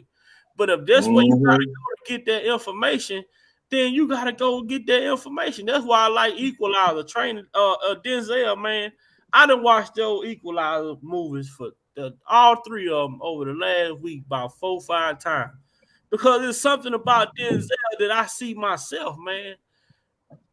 That his character in those movies. I've looked at that, I say, man, I knew it was something about Denzel in those movies that I liked it, man. His whole purpose throughout those movies, man, was for people, for the people. And the only way that they could get to him is they start attacking the people that he loved and cared for. But Yes, sir. and this is the thing. When you love and care for people, man, you're gonna do things to try to help those people. And sometimes in helping those people, you're not really thinking about the you're not thinking about the consequences of the people that you love because I'm finna help these people. I'm gonna help Levi, but then they know that I fuck with Derek like a brother, so they're gonna try to go attack Derek to get back at me. But at the same time, what Levi do and how Levi doing it, man, I always tell people this: if it's something that Levi doing, or if it's something that Levi done did, one thing about time, everything will reveal itself. Yes, I'm sir. not right. on YouTube to call Levi out. I ain't on YouTube to call nobody out. I don't go against nobody. I have respect for what everybody on these YouTube streets doing because guess what? I can only be judged based off of what Big Vi do and what Big Vi say. And that's why I try to tell people, don't come at me because you see me speak today. Dana don't speak for me. Levi don't speak for me. Absolutely. I speak my own opinions on my platform that you can hear clear as day. Take my word. Don't assume that Big Five feel this way. Because guess what? You see people every day look like they in love, right? And they at home, they domestic violent relationships, all type of shit. Just because shit appear to be one way doesn't mean that's what it really is. And not saying that it's not nothing negative, but we as a culture of people, we tend to dig into shit so much and overthink so much where we create these narratives get picked up and pushed out, like you were saying about this one of the guys that you want to invest with say, oh, Big Vi taking money off the back end. You know, you're gonna have those type of people, but when you understand that those type of people exist, you're gonna move a certain type of way. I'm just here to speak and try to have a positive conversation. Like I titled it live today, what are you grateful for? I'm grateful for everybody that come on this platform. I'm grateful to see when I come in here, I look at that chat, I'm looking for the names. Then guess what? I also see the names that I don't see in the chat. Like, damn, I wonder what they doing. If it's people that I have contact with, I'm gonna hit up Sir Miguel because I ain't see him on here today. I'm gonna hit up J Rock because I ain't see him. I'm gonna hit up Lex because I ain't see him. But I know I sent the message out to everybody. You know what I'm saying? So Yep. I it's just certain things that I'm gonna do with people. This is what I do. I do it for everybody to be able to come over here. And that's why I say I liked it, Lady Earth question. I Yes, didn't have sir. a problem with her question. I felt like it was a legitimate question that a lot of people that may be thinking what she thinking, but they don't feel like they want to say it. They don't want to say it because they feel like they're gonna be attacked. But she formed the question. She formed the question in a good way, Respectful a manner. respectful manner. You know what I'm saying? That's why I said, Levi, Mhm. can you address this question? Because I Yes. felt like she composed it in the right way. Yes, Now, sir. oh Levi, you ain't his motherfucking cousin. Why you now? That's something totally different. Yes, sir. And I have to give Vi his flowers because see this brother Black and brother Derek. Sometimes it's just the lack of communication, and I'm glad Vi said what he just said because I always Vi, you hear me say it when Vi come on my channel and leave. I'm like, why Vi go? Where Vi at? But now he just articulated and explained to me the company or the people that are there, he don't mess with, he don't speak with, so he's not going to interact with these people. So now I must give Vi his flowers. And when I go Mhm. live later or whenever I'm live and I see Vi, with all due respect to everyone, it's going to be me and Vi on the screen because I have a lot of questions for Vi as it pertains to his advocacy for my cousin and what prompted it and things of that sort. So I'm going to give you that exclusive time on Levi for Kelly, understanding that you now just explained to me why you would leave. And I don't want you to ever think that you're not more than welcome on my channel. I Oh want to yeah, be clear on that. oh yeah. Now, as You I said, always drop the thing in the thing, but you know, I understand. I don't never. I'm not gonna come on your channel and argue or go back and forth with people who, you know, like a lot of Yeah. times people want to engage. I listened to you the other night, and I heard the brother Atmos admit to something that I didn't see coming. You know, he said we were bamboozled, but then the conversation it started to go, it tried to get out of hand, but you kept bringing it back. And that's how you have to hold people where they at. When they come out and make a statement like that, say, hey, well, I feel like we were bamboozled. You know, I believed everything, but when the text messages came out, I had to look at this from a whole different perspective. Yes, and You know, I think Brother Vi, you would agree that when a person asks a respectful question, respectably, that other person should be allowed to answer it respectfully. And if you choose to, I would ask, because I don't, dodge nothing. I would ask that you, so the people understand, if you choose to, because I have to go. I know you probably have to go. But if you want to put her comment on the screen, I'm not offended. I'm not. I would never be disrespectful towards a sister. But all that I'm was a good asking, question.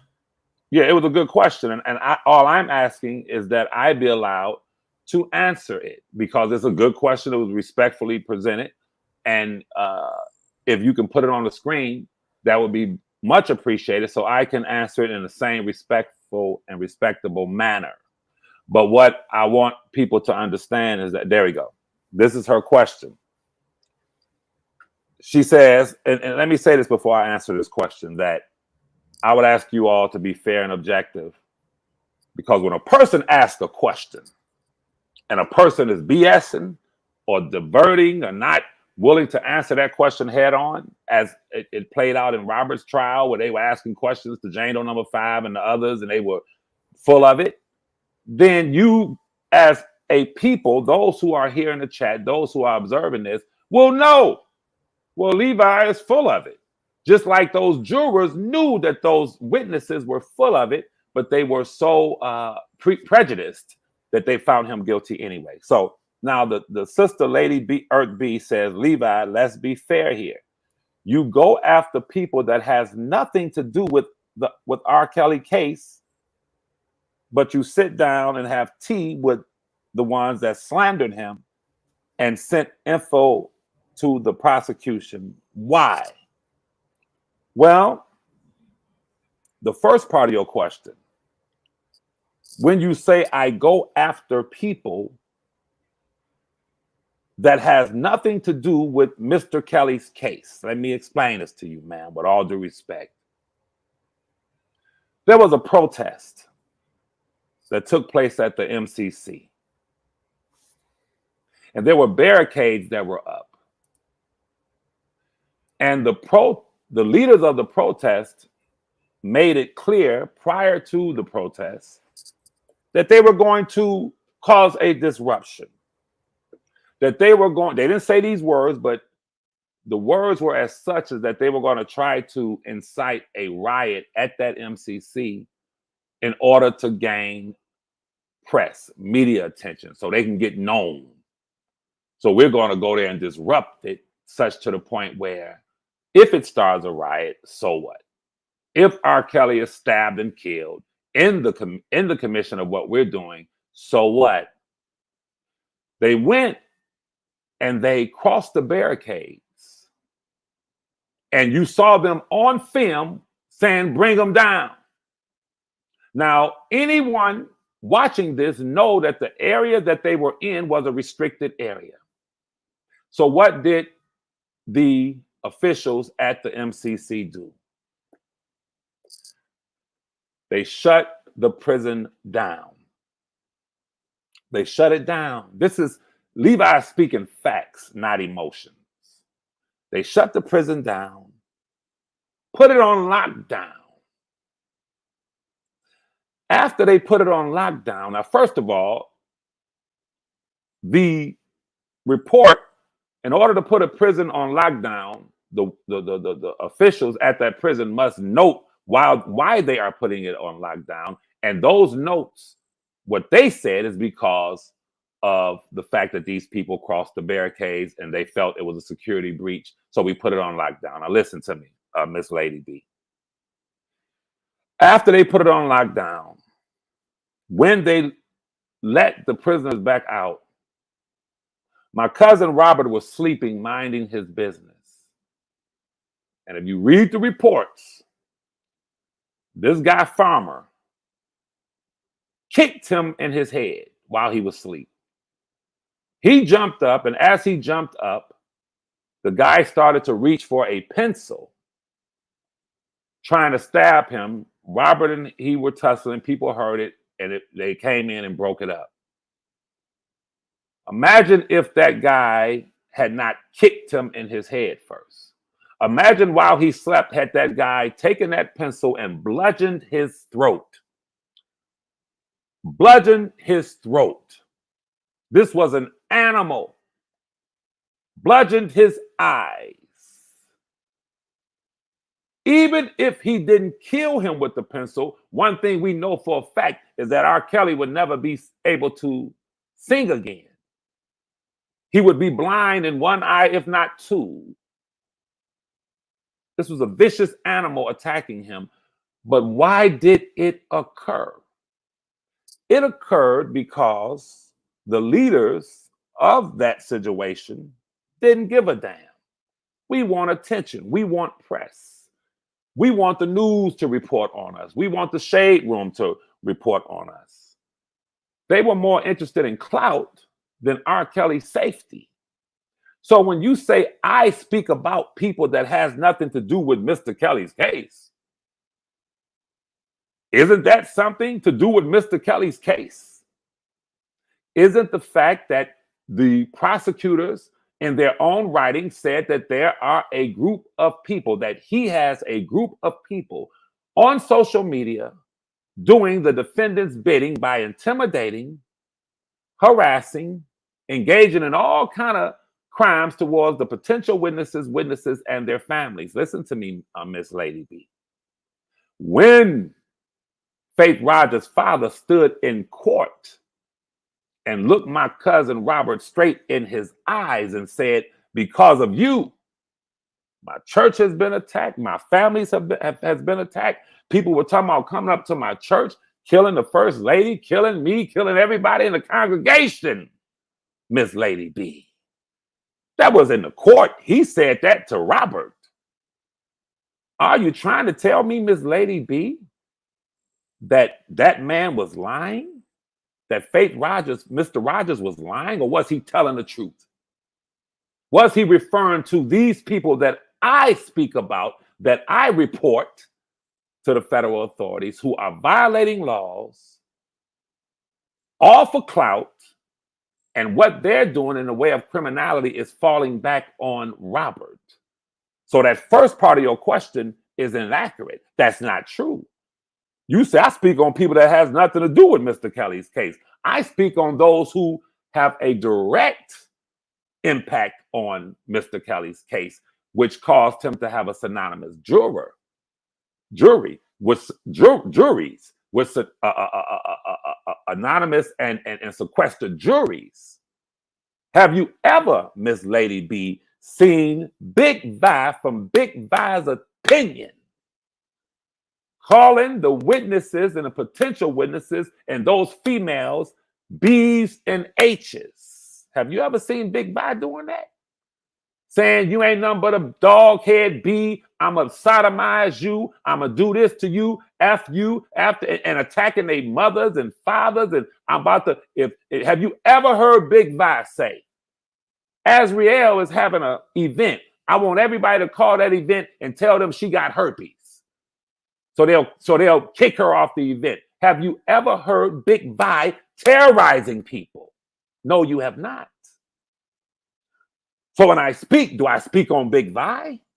Do I speak on Brother Black? Do I speak on Brother Derek? Do I speak on anyone who has maintained their civility and respect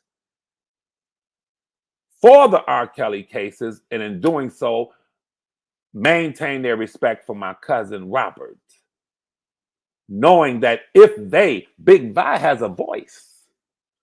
If Big Vi came on here right now and said, attack this person, attack that person, the first thing they're going to say is, who is Big Vi? Well, he's a channel that advocates for R. Kelly, so that's going to fall on R. Kelly.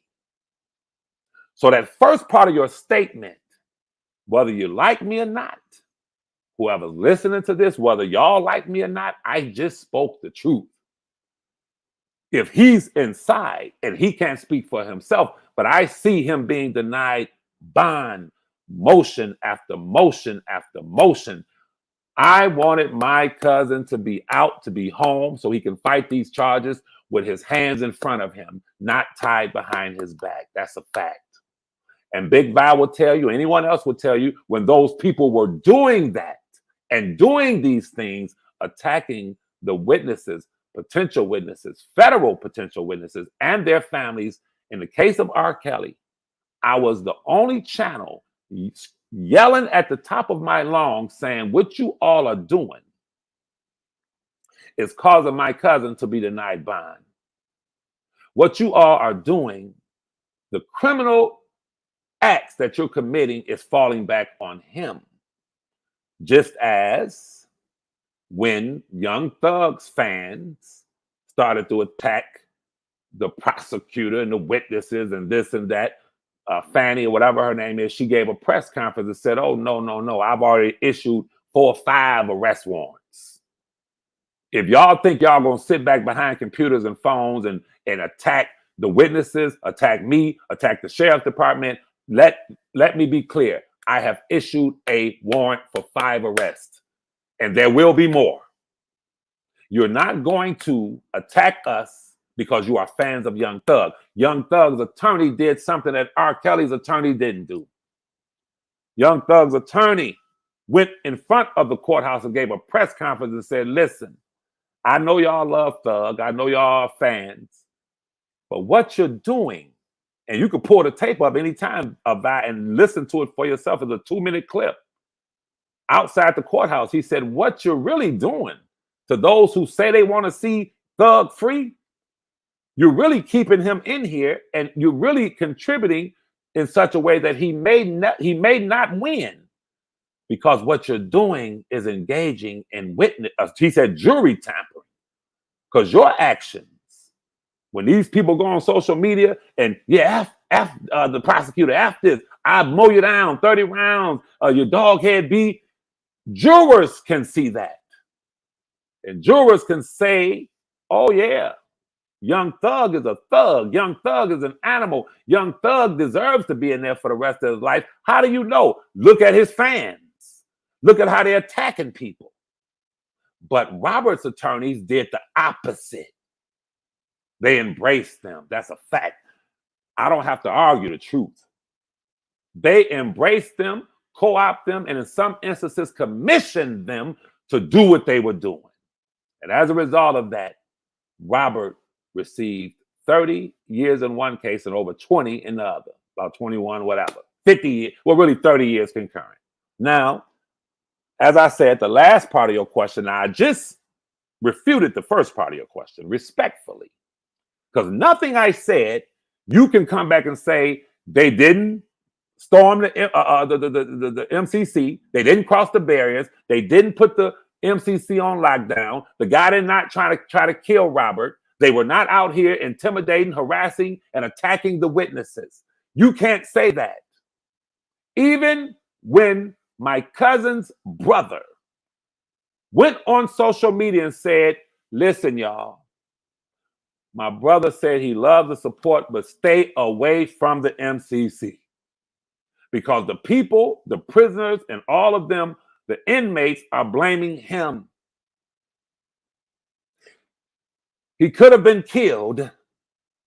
So just stay away. Keep your protest away from there because it can cause harm to Robert. One of the leaders went straight on social media and told his brother, F you, we going back. Because we want clout. We want media attention. If they kill him in there, so what? Now, that's facts, what I just named.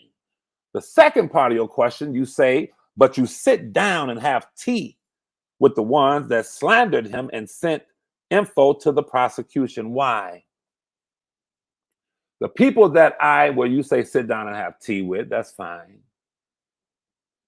are his opposers. They're his opposers.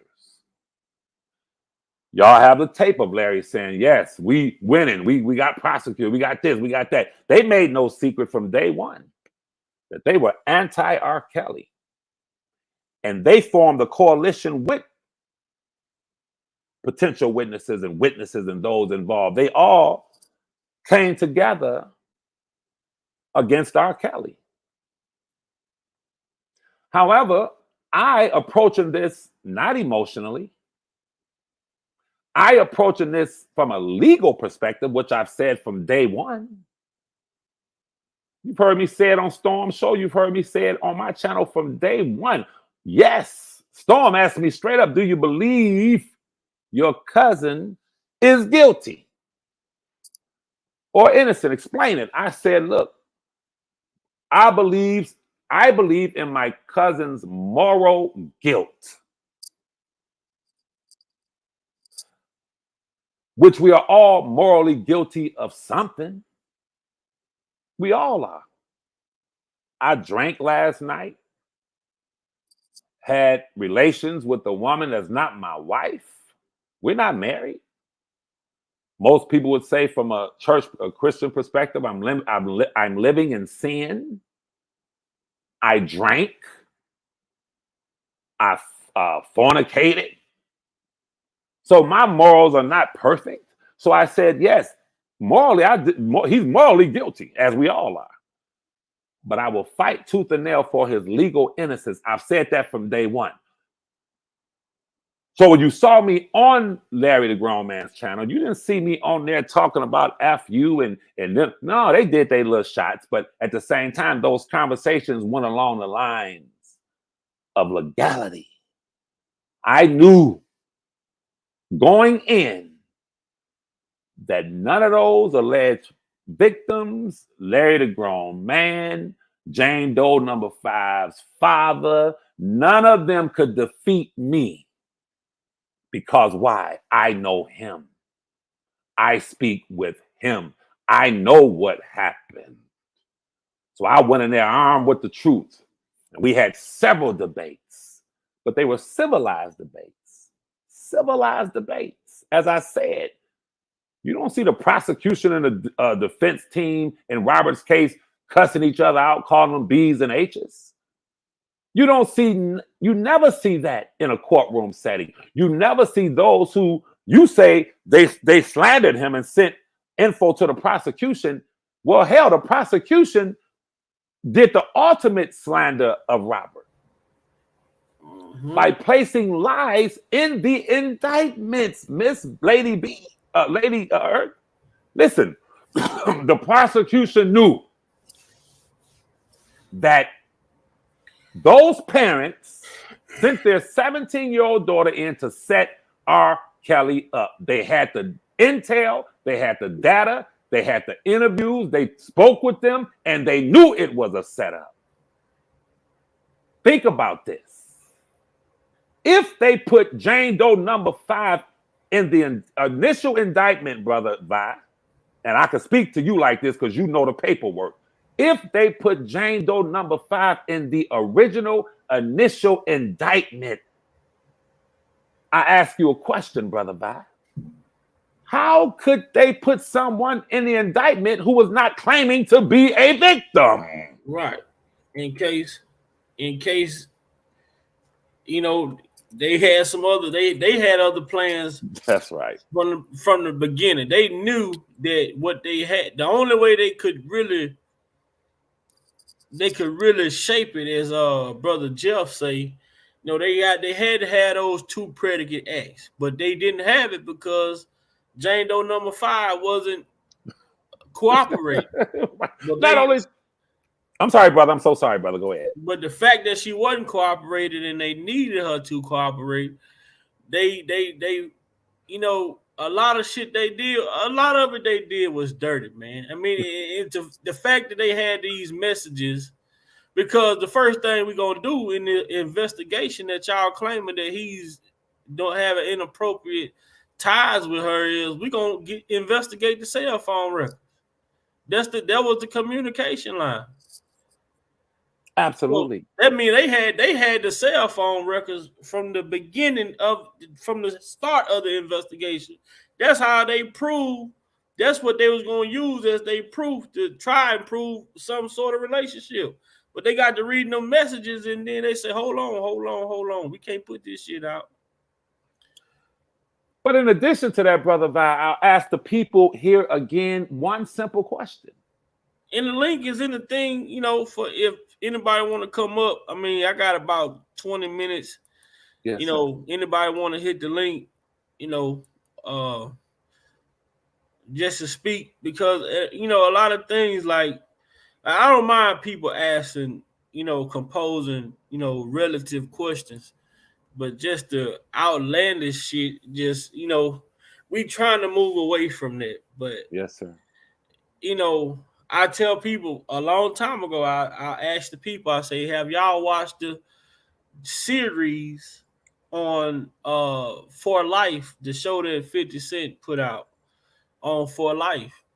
And I don't know if a lot of people watched it or not, but if they go back and watch their For Life series that 50 Cent produced, and they will understand how the prosecution and the you know, the defense in the prosecution work. You know, that's why they call meetings in the chamber, you know, when to prevent arguments and different things. So I mean, a lot of this stuff, a lot of people don't want to see it, and then a lot of us is new to it too, Levi. So I can see why some people feel like, hold on, you know, we used to, you know, well, I'm from the west, we from the west side, y'all from the south side, we don't fuck with each other. Right. You know what I'm saying? We used to that, but when we talk about like criminally, the west side and the south side, it's like a tug of war. You know, we pulling the same rope. Yes, sir. Yes, sir. And if I can say this also, once again, and Brother Vi just explained it. If they name someone in the indictment who was not a willing participant, who said openly, I'm not a victim, went on Gayle King and defended him, if they named that individual in the indictment and there was a 99.9% likelihood that that same individual that you named in the indictment as a victim of R. Kelly is going to testify for the defense and say in open court, all of this is a lie. Listen, y'all, in addition to that, since y'all brought me here to defend my boyfriend R. Kelly, let me tell you how it really went. My mother and my father sent me in there and told me to tell him that I'm 18. I was allegedly, for your channel, I'll say allegedly, I had fake identification. I heard Keller and them say that's not true. They just, say what they want to say, but I'm going to prove it on my channel later that it is true. She had fake ID. How the hell you going to say that's not true? Damn That's text common message. sense. The text message even said it. I Leave mean, your ID, leave your regular ID, your real ID in the glove box. Put it up, hide it. You feel me? So if they knew, this is thinking people over here. Big B's a thinking man. I'm talking to on a platform where you brothers are thinking brothers and sisters. Not the trolls, but the thinking brothers and sisters. If they named her in the indictment, that's saying she's going to testify to what we're saying is true, but they had never interviewed her, and she was totally opposed and said everything they said in the indictment was not true. But if they named her in the initial indictment, that means they had a certain amount of time. If they named her as a witness, basically, a victim, that means we gonna make you testify for us. And we gonna do it allegedly. We're gonna do it hook or crook. So listen, peep game. Now all of a sudden his personal jail communications are stolen. His conversations with his attorneys are stolen. His visitors list, all of that is stolen and handed to her. Now you tell me who was behind it.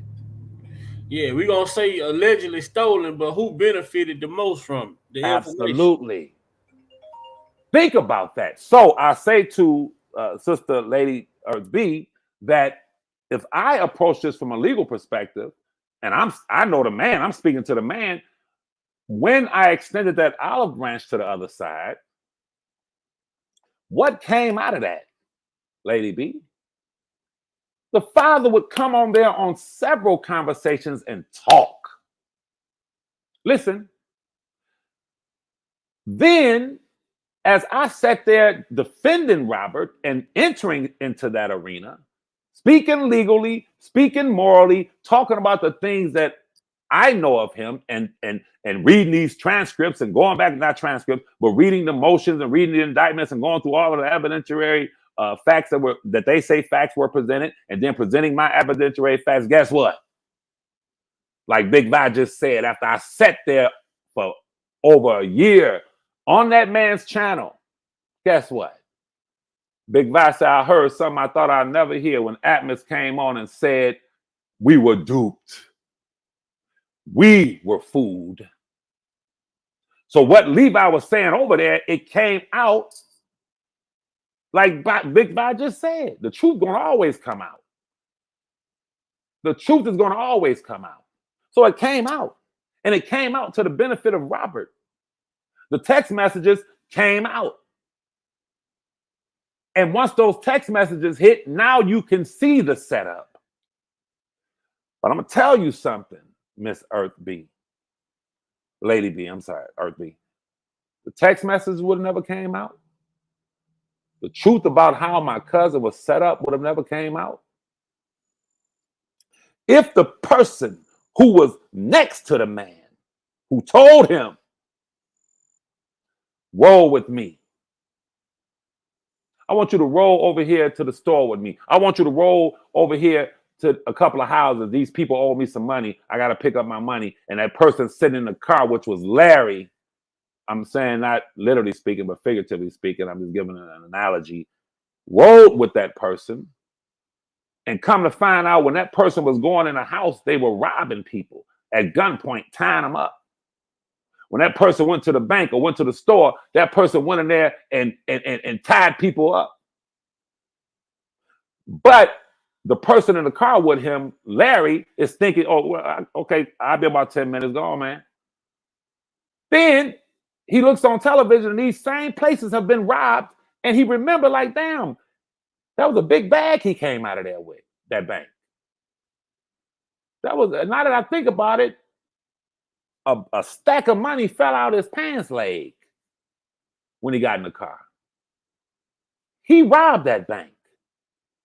He robbed them people. He set R. Kelly up. And then he is man enough and noble enough to come to the world and say, I can't go along with that. I thought I was riding with this man because these people owed him money. I did not know that he was going in there robbing them. So when you say, Miss Lady B, you have tea with the ones who slandered him and sent info to the prosecution, even if they slandered him, even if they sent stuff to the prosecution, if the lead person that was leading those people is now willing to come out and say, R. Kelly don't deserve no 30 years.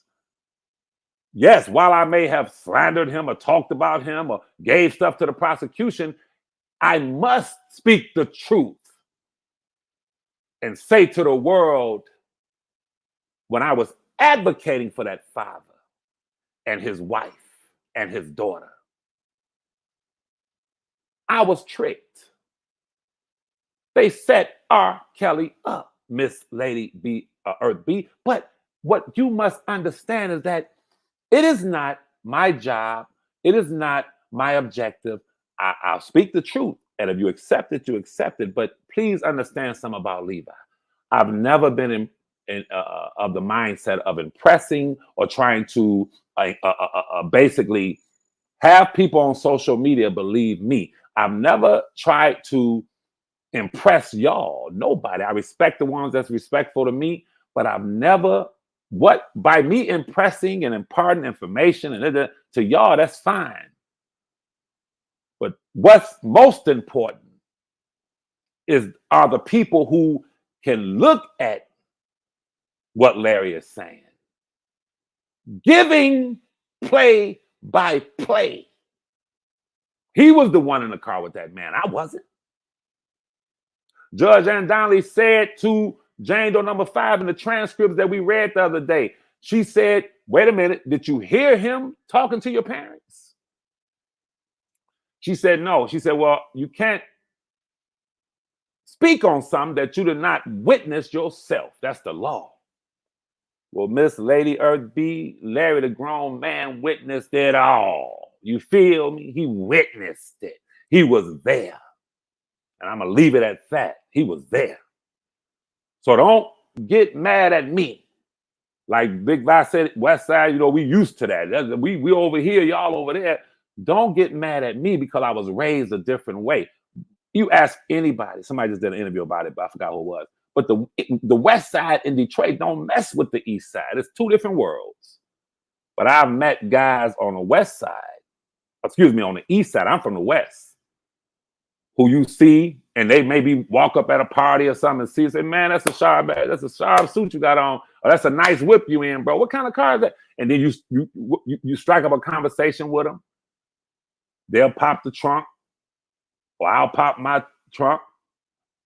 When the truck came out that nobody had, we at the State Theater, nobody had that truck. Nobody has seen that truck. The top of the line truck. One of the dudes from the East Side was like, man, you got one? And he said, can I see it? I said, yeah, I gave him the key. Dude from the East Side said, drive it around the corner.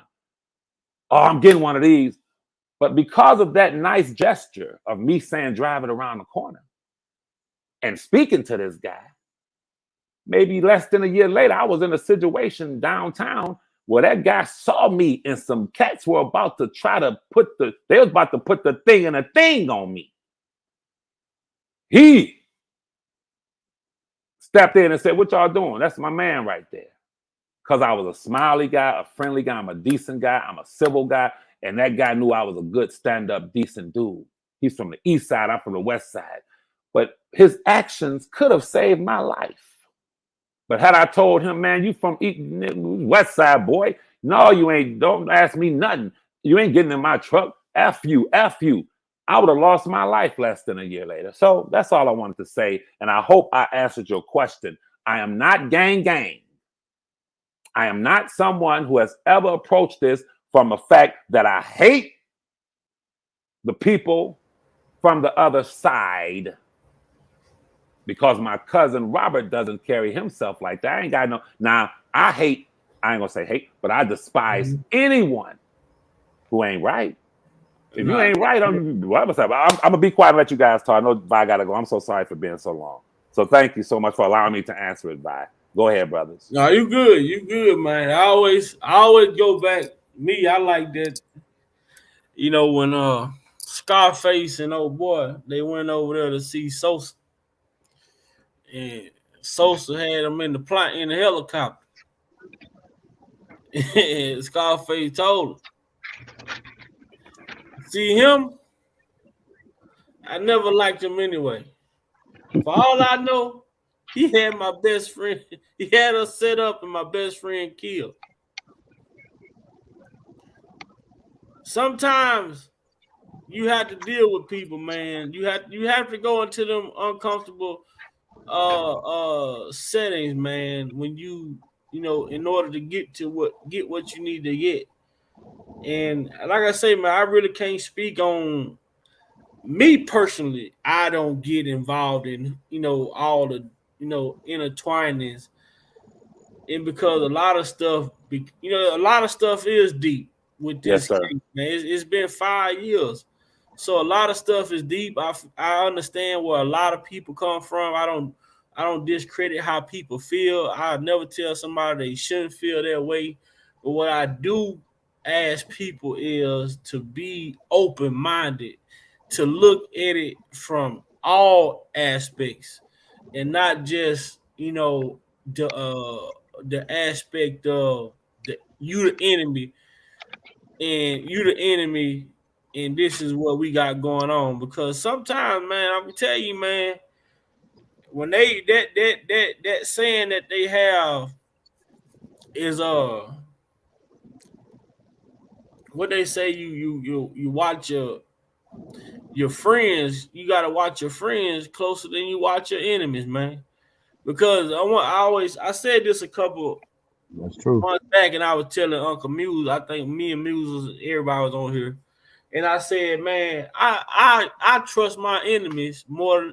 I trust my enemy more than I trust friends. Probably, I say, because with friends, friends don't understand boundaries.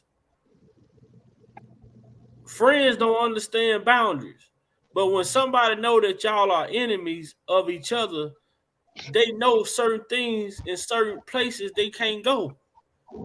They know a certain things that they can't do. They gonna respect those boundaries. But when you talk about friends, you get comfortable around friends. You trust friends. You get comfortable, and the whole time you thinking like in a case like Robert Kelly, it wasn't no enemy. It wasn't R. Kelly enemies that got him in the situation that he in. Thank you. It was the people that he trusted and loved and looked out for, paid for funerals, houses, cars, graduations. It's all the people he was taking care of who sat back and assisted this man downfall to go the way that it went. And his enemy, because the enemy was trying to talk to him and tell him what was going on, I'm his on this last. friends wouldn't allow those enemies to get close. Oh, That's you don't need to talk to that nigga. That nigga don't want nothing. That nigga. But the whole time, the friend know that the enemy understand what's going on. That's right. He know that enemy can't get to R. Kelly. We gotta prevent him from having a conversation, because he might tell this motherfucker something that might make him aware of what's going on. tag So me in.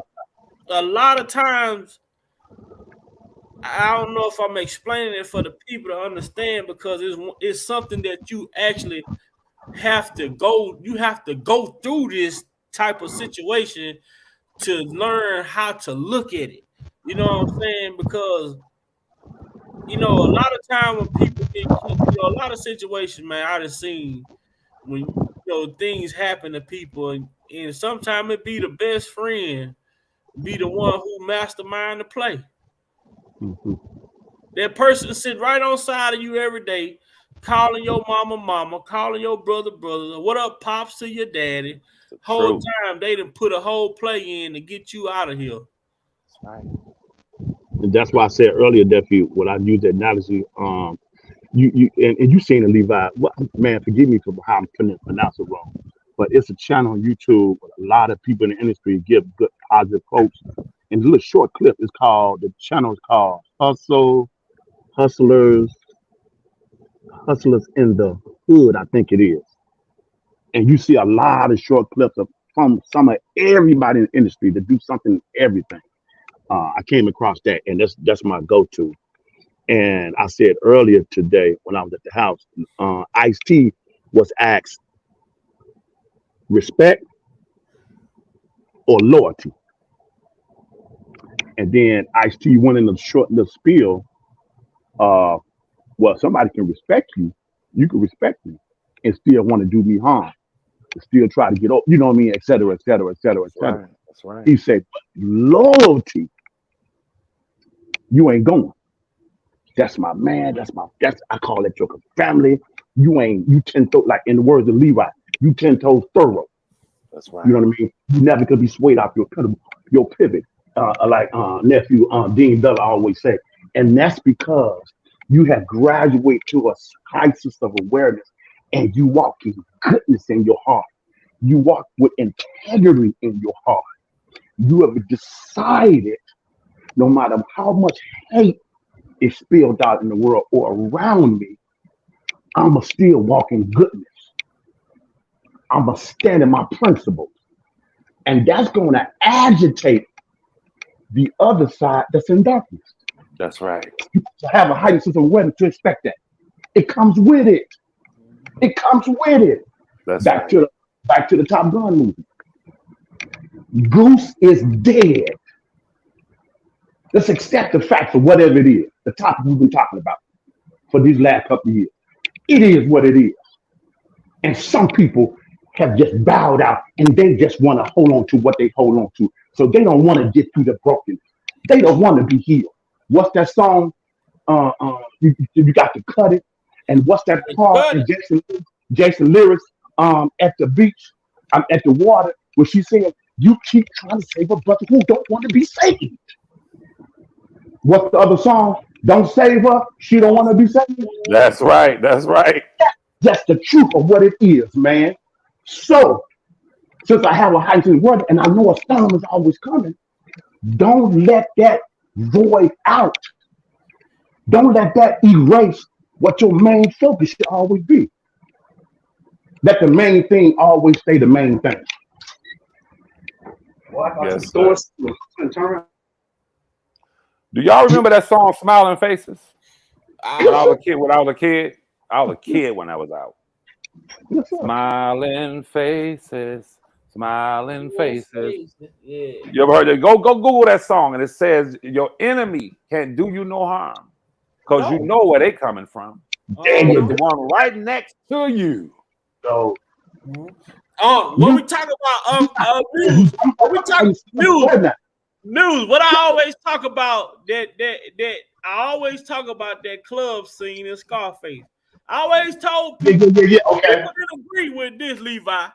People legacy one custom. I never seen you before, so you gotta show yourself because I don't want no I don't if you a real person, show yourself because okay, I got you. Okay.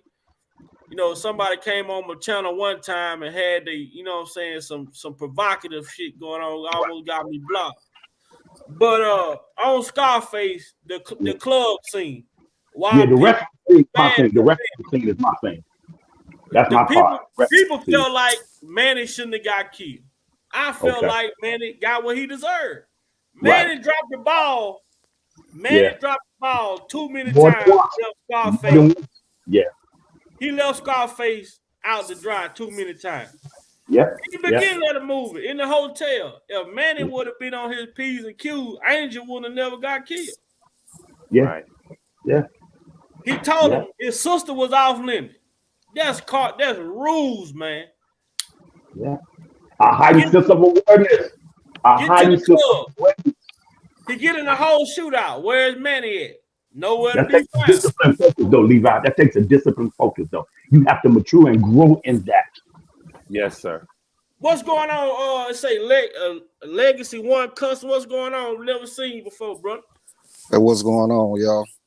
Not much, man. Just on here, just politicking. That's about it. Yeah, I'm Daddy V actually. I just signed on to my Okay, other okay, account. okay. What's up with it? You from the side, right? Nah, Where you I'm from? actually from Michigan, bro. From Ben Harbor, Michigan. Oh, what up? Michigan. What up? What up? What up? Okay, Yep. okay. You're not that far. Right You're not down that far. Michigan, man. Just in What's the Yeah. good backyard. with you, man? Back in the neck of the woods. What's on Yeah, your Good mind? man. to see you. Good to see you on the panel and not in the chat, man. Yeah, I just stood back for a little while, man. I ain't wanna, take up nobody's time and nothing like that and Oh everything. man, But this what this channel for, man. Simple I faith. trust me, I know. I've been sitting back watching different channels and things, man. And I just wanted to put out there like, okay, I see so much negativity and so much positivity on both realms and everything on this whole Kels thing. But my thing is, okay, for the negative people, okay, this man has been charged and they gave him a 30 piece. So plus some. So what is your motivation now to keep putting negativity out there? Because you already sealed the deal. You got what you wanted. So now with the people that's fighting for him to get free, what's the big deal on that? Like, cause everybody can see, even on the outside, people that ain't even a part of this YouTube network, Yeah. like myself, we see this stuff like, man, this is crazy. And that's why This, I speak. yeah, I yeah, speak because I feel like this shit is crazy. Then it feel like you would think, right? It's mm-hmm, almost like a overkill. Like people get mad because all right, you done shot this, you didn't went out hunting, you done got your prey. mm-hmm, It's dead. What if you why keep shooting it and right, it was no longer breathing? You right. get It's what a I'm saying? waste. And because I say something to you for you doing it, you get mad at me because I'm really trying to tell you, hey man, you can't keep shooting your meat. You won't have Right, nothing to eat. right. You You done know, basically tainted it. you know what I'm saying? Yes, sir, But brother. Yes, sir, Just like brother. Legacy. that Brother. young man with a police officer empty his Magnum, the magazine, the 16 clip, and the officer around it. Even I think they put in their paperwork on Levi. Mm-hmm, He was trying to reload another magazine. Wasn't it Quan McDonald? I think his name was. When they helped, they hidden that piece until after that particular mayor became mayor, and then it came out later. Had that been got out, I don't think that particular mayor, we know who that mayor is, wouldn't have probably got elected. You know what I mean? But it's the same principle what my man is just saying. But again, if you in darkness, take it away when I tell you, Levi. When you in darkness, you can't comprehend that. It don't ever register. It don't ever come into your peripheral, your peripheral. If Yeah, you still embedded in hatred that has nothing to do with another human, that's mm-hmm, right. no matter what they did and what the circumstances is, it's not about what happened to you. It's about where you at with it right now, moving forward. Because if you still want time left on this planet and you want to see breath in your lungs to see another day, then you should be compelled, like the Top Gun movie, you should always be compelled to evaluate whatever the heck has been going on in your life and in this world Yes, mm-hmm. sir. and utilize those lessons to become the best version of you. And when you decide to do that, and you're going to walk in integrity, you're going to Right, stand in principle, you're going to be 10 toes thorough, you're not going to be swayed from your position of goodness and be the best version of you. You don't have the time for the foolery. You're able to have a clear mind and be able to see through the mirage of the BS and know, like Pop always said, you're gonna take a hit That's right. because darkness don't like goodness. It don't like people coming together in unity. and That's the also, spirit. That's the spirit of the enemy, Satan himself. So you got to understand, and like my big sister from Mississippi said, you got to learn how to push past people's ignorance. mm-hmm, I DB, sit That's back, you right. good too. You cut your camera off if you want to. I just And I want want to to, make sure you weren't one of them old crazy people, man. yes, Hey, sir. trust me. I definitely understand it. And I was gonna say too is like a lot of people that question this whole case and everything that's all negative about it. Just think of yourself when you in the grocery store with your kids. This is an analogy. When you in the grocery store with your kids and say one of them put a candy bar in the cart and you didn't know about it, and then you leave this store and you ain't pay for this candy bar, then all of a sudden you see a bunch of police behind you and they finna arrest you, and then they slap you with, say 2 years in prison for shoplifting. I mean, that ain't gonna happen, but I'm just saying in general. Right, Right. They slap you for 2 years and you sitting up here like, but I didn't know shit about this case. Right. What are you doing? I ain't know my daughter put that in the thing or whatever. I can pay for it. Just let me pay for it. Then they try to hit you again saying, oh, you That's, trying to pay us off. That's that's good. another thing. That's another charge. That's a good example. That's powerful, bro. Right. absolutely. This is crazy, man. But brother Legacy, I'm sorry, bye, I'm sorry. Go ahead, Levi. I'll give Brother Legacy, if I can say this to you. First of all, the answer to your question when you first came on is that it is the truth and only the truth that can make Robert free. Mm-hmm. It is the truth, brother, and only the truth that can make Robert free. And when we understand that so many lies were told, when we understand that after the workings of Satan comes God, check this out. I want to say this to Brother Legacy, and that is, could you imagine? Because we talked earlier about friends and enemies. Mm-hmm.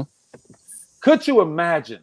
See, the true enemies of R. Kelly are those who understand that the star witness in his case sat there on the stand. I'm going, as time progresses, break down every lie that she told.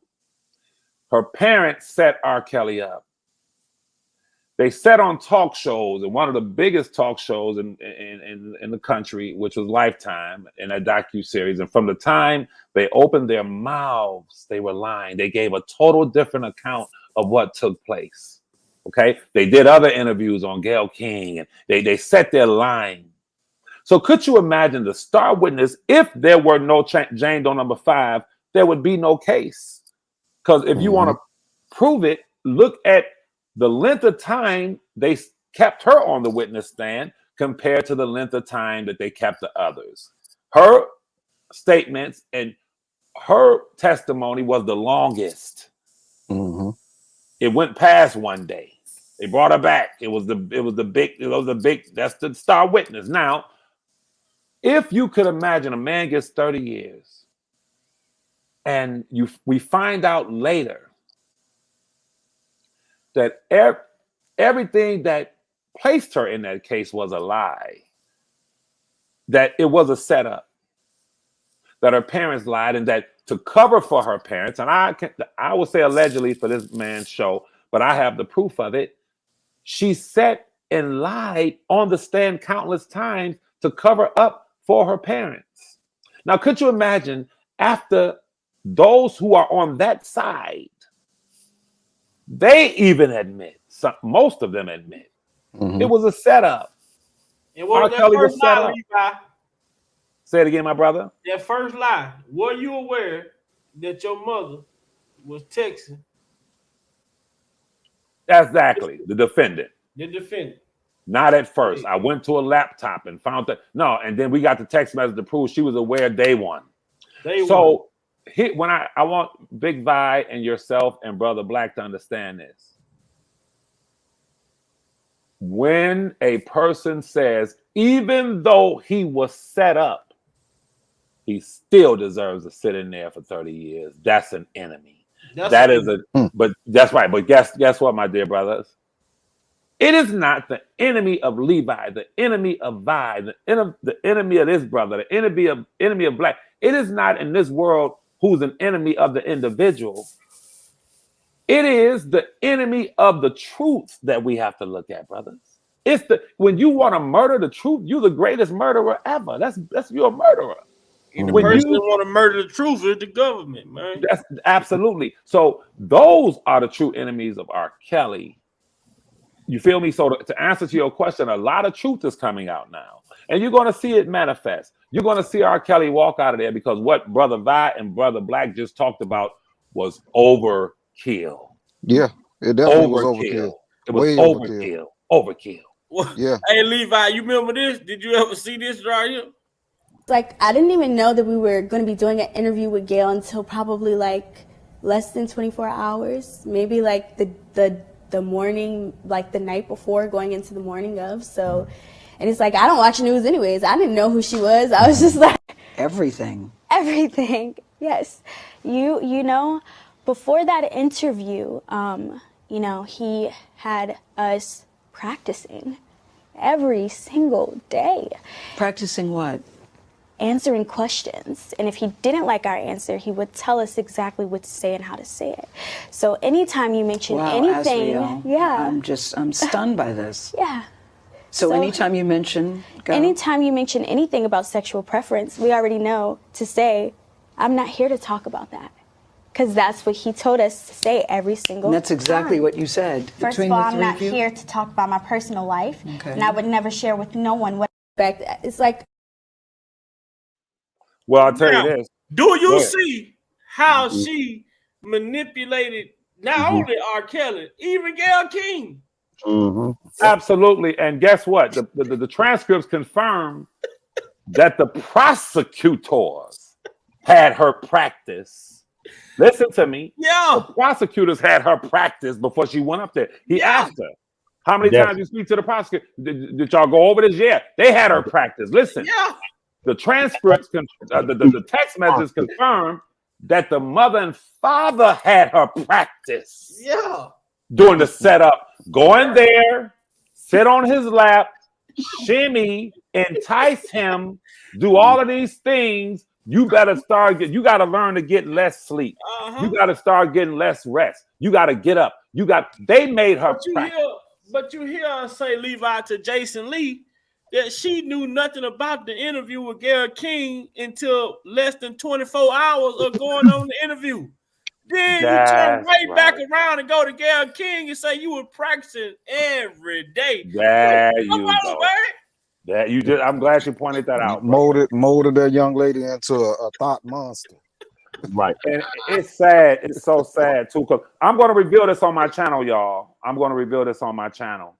And I'm about to let you guys go, but when I go live, I'm going to show you guys something. In her testimony, in a letter that she wrote, and those letters were true because it's corroborated with the text message. Listen, and that young lady sitting there, in her letter to her brother, she said, when mom and dad signed me over to him and took me to the school, pulled me out of school, and then took me to the clerk's office to sign me over to him. Now, tell me if she was lying or not. She says, I was happy and sad at the same time. See, when a person describes their emotions in a situation, they're telling the truth. She said, as I stood there in the county clerk's office, I had feelings of happiness and sadness. I was happy that I was able to go back to him, but I was so sad thinking to myself, what parents would sign their child over to a man that they don't even that they don't even know. So when she sit on Gayle King, why did she tell Gayle King that? Why did she tell Gayle King about the setup? Why did she tell the other guy, the gay dude? Why did she tell him about the setup? So I'm gonna let you guys go and thank you all for being Levi, here. Yes, sir. Levi, before you go, let me say this before you go. You probably remember I sent you something a while back suggesting something, and you probably lost it. You got over flooded with a lot of stuff. This is the reason why I keep on bringing up the late Tupac Amaru Shakur. In that prison interview, which, by the way, I went to Amazon and got the DVD of that because I wanted that whole thing. Yes, sir. Talked about a lot of stuff. Some good principles that we're talking about. Kills and Pac case and scenario are so close that it's eerie. That is eerie. And I told this to J Rock, and I'm gonna let you go, Levi, that it's a UK guy who education is a teacher, whatever, that did an intense reaction breakdown not just the music, because he does that with all artists and hip hop things, but he did the interviews that podcast, the interviews specifically. His breakdown for that is phenomenal. It's so breathtaking that I can see the similarities of the strategy Mm-hmm. and the tactics that were utilized in Pac's scenario and Brother Kelly's scenario. Mm-hmm. His title of his YouTube channel is Brain, like your brain Mm-hmm. squeeze, like squeeze an orange, brain squeeze reaction. Mm. Go to his channel, hit that where it says more at the top, and go into this video archive, scroll down past the videos that he responded by Pac, go to the interview that he did. And you're going to see such similarities in that. It's going to give you not only content, you're going to have a whole different, more perspective to even hit this even harder. And I keep saying that because I think the same individuals, and I yield back, and you got what I'm saying before I even go any further.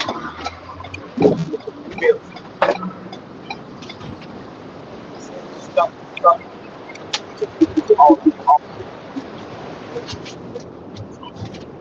his name is Brain Squeeze Reaction. That's a YouTube channel. Go to his archive video and scroll down and see the interviews with Pac. You can tell the similarity. Yes, sir. Brings it to the top. Specifically about the attack, how he was targeted, all that type of stuff. But all of that. And this is a guy that's from the UK. None about this stuff. He just came in saying he just been investigating stuff, just does his reaction, and you know what I mean? I think he's a teacher or something like that. Something like that. I'm gonna definitely check it out. Yeah. I'm Brain gonna definitely. Squeeze Reaction. Brain Squeeze Reaction. That's a YouTube channel. Brain Squeeze Reaction.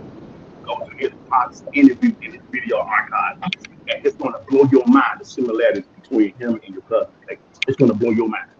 Yes, sir. I'm definitely going to check it out. I see what Sister Barbara Lowry says. I'm sick, but I'm listening. Get well soon, Sister Barbara. Thank you, Vi, for allowing me to speak. You guys are always welcome on my channel. And like I said to Brother Mute, anyone, like if you're uncomfortable with certain people or whatever, just let me know, whatever, and it'll just be us on the thing. But I always tell people I respect Vi's channel. Like I said, I see you guys like the Joint Chiefs of Staff. But understand something, the Joint Chiefs of Staff meet and they confer and they sit and say, okay, this, that, and that. When they all leave out, they all are trying to accomplish a goal, but they do it their way. You feel me? They leave out. You feel me? So, and they do it, they accomplish that goal through their own means and methodology. So I thank God for allowing me to speak, and I truly thank you for allowing me to answer Miss Lady B. Earth, I think Earth B, and respectfully, and allow me to defend myself and offer a explanation and answer to her question. So I thank you, brothers. You're more than Listen, welcome. Mm-hmm.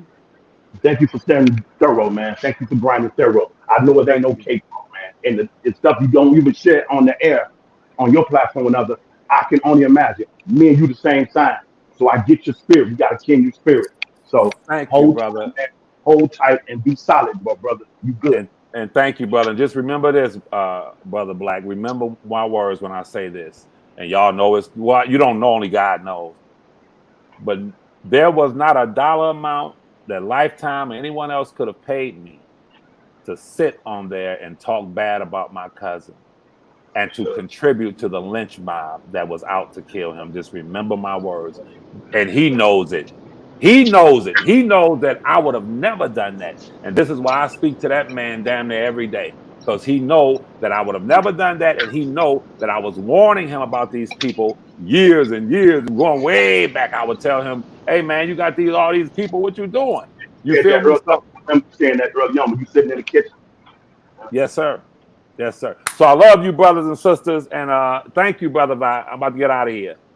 Most Let definitely, man. You be smooth, man. We finna put the car and drive over here as well, man, and get out on this Sunday and try to figure some stuff out here. But it was a great live, man. Like I say, man, I know it started off, uh, about the topic of what are we grateful for, and the new direction of the channel. We still gonna touch on our base, the injustice of Mr. Kelly, but we're gonna try to do some motivational things out here moving forward to try to and bring the conversation of the day to day, our day to day lives, man. Things that we deal with on a day to day basis. Try to make this channel more so for the people channel, man. We can come on and we can talk about how our day was. We can talk about things that we're going through. So, I don't want anyone to feel like they're alone out here or don't have no one they can talk to or seek advice. You ain't really gotta, you ain't gotta say it's a particular thing that you may be going through. You can just throw a topic out there or ask a question Right. just to hear other people's opinion and how they feel about it. And you'll be surprised at how many of us go through and suffer from some of the same things. Yep. You know, and Yep. and that's one of the things I think I want to do moving forward. And like I said, I'm finna commit myself back to the channel, back to being back to the motivation, back to the grind, you know, speaking on, what we speak on. Life don't stop. So advocating should not stop as well. But Right.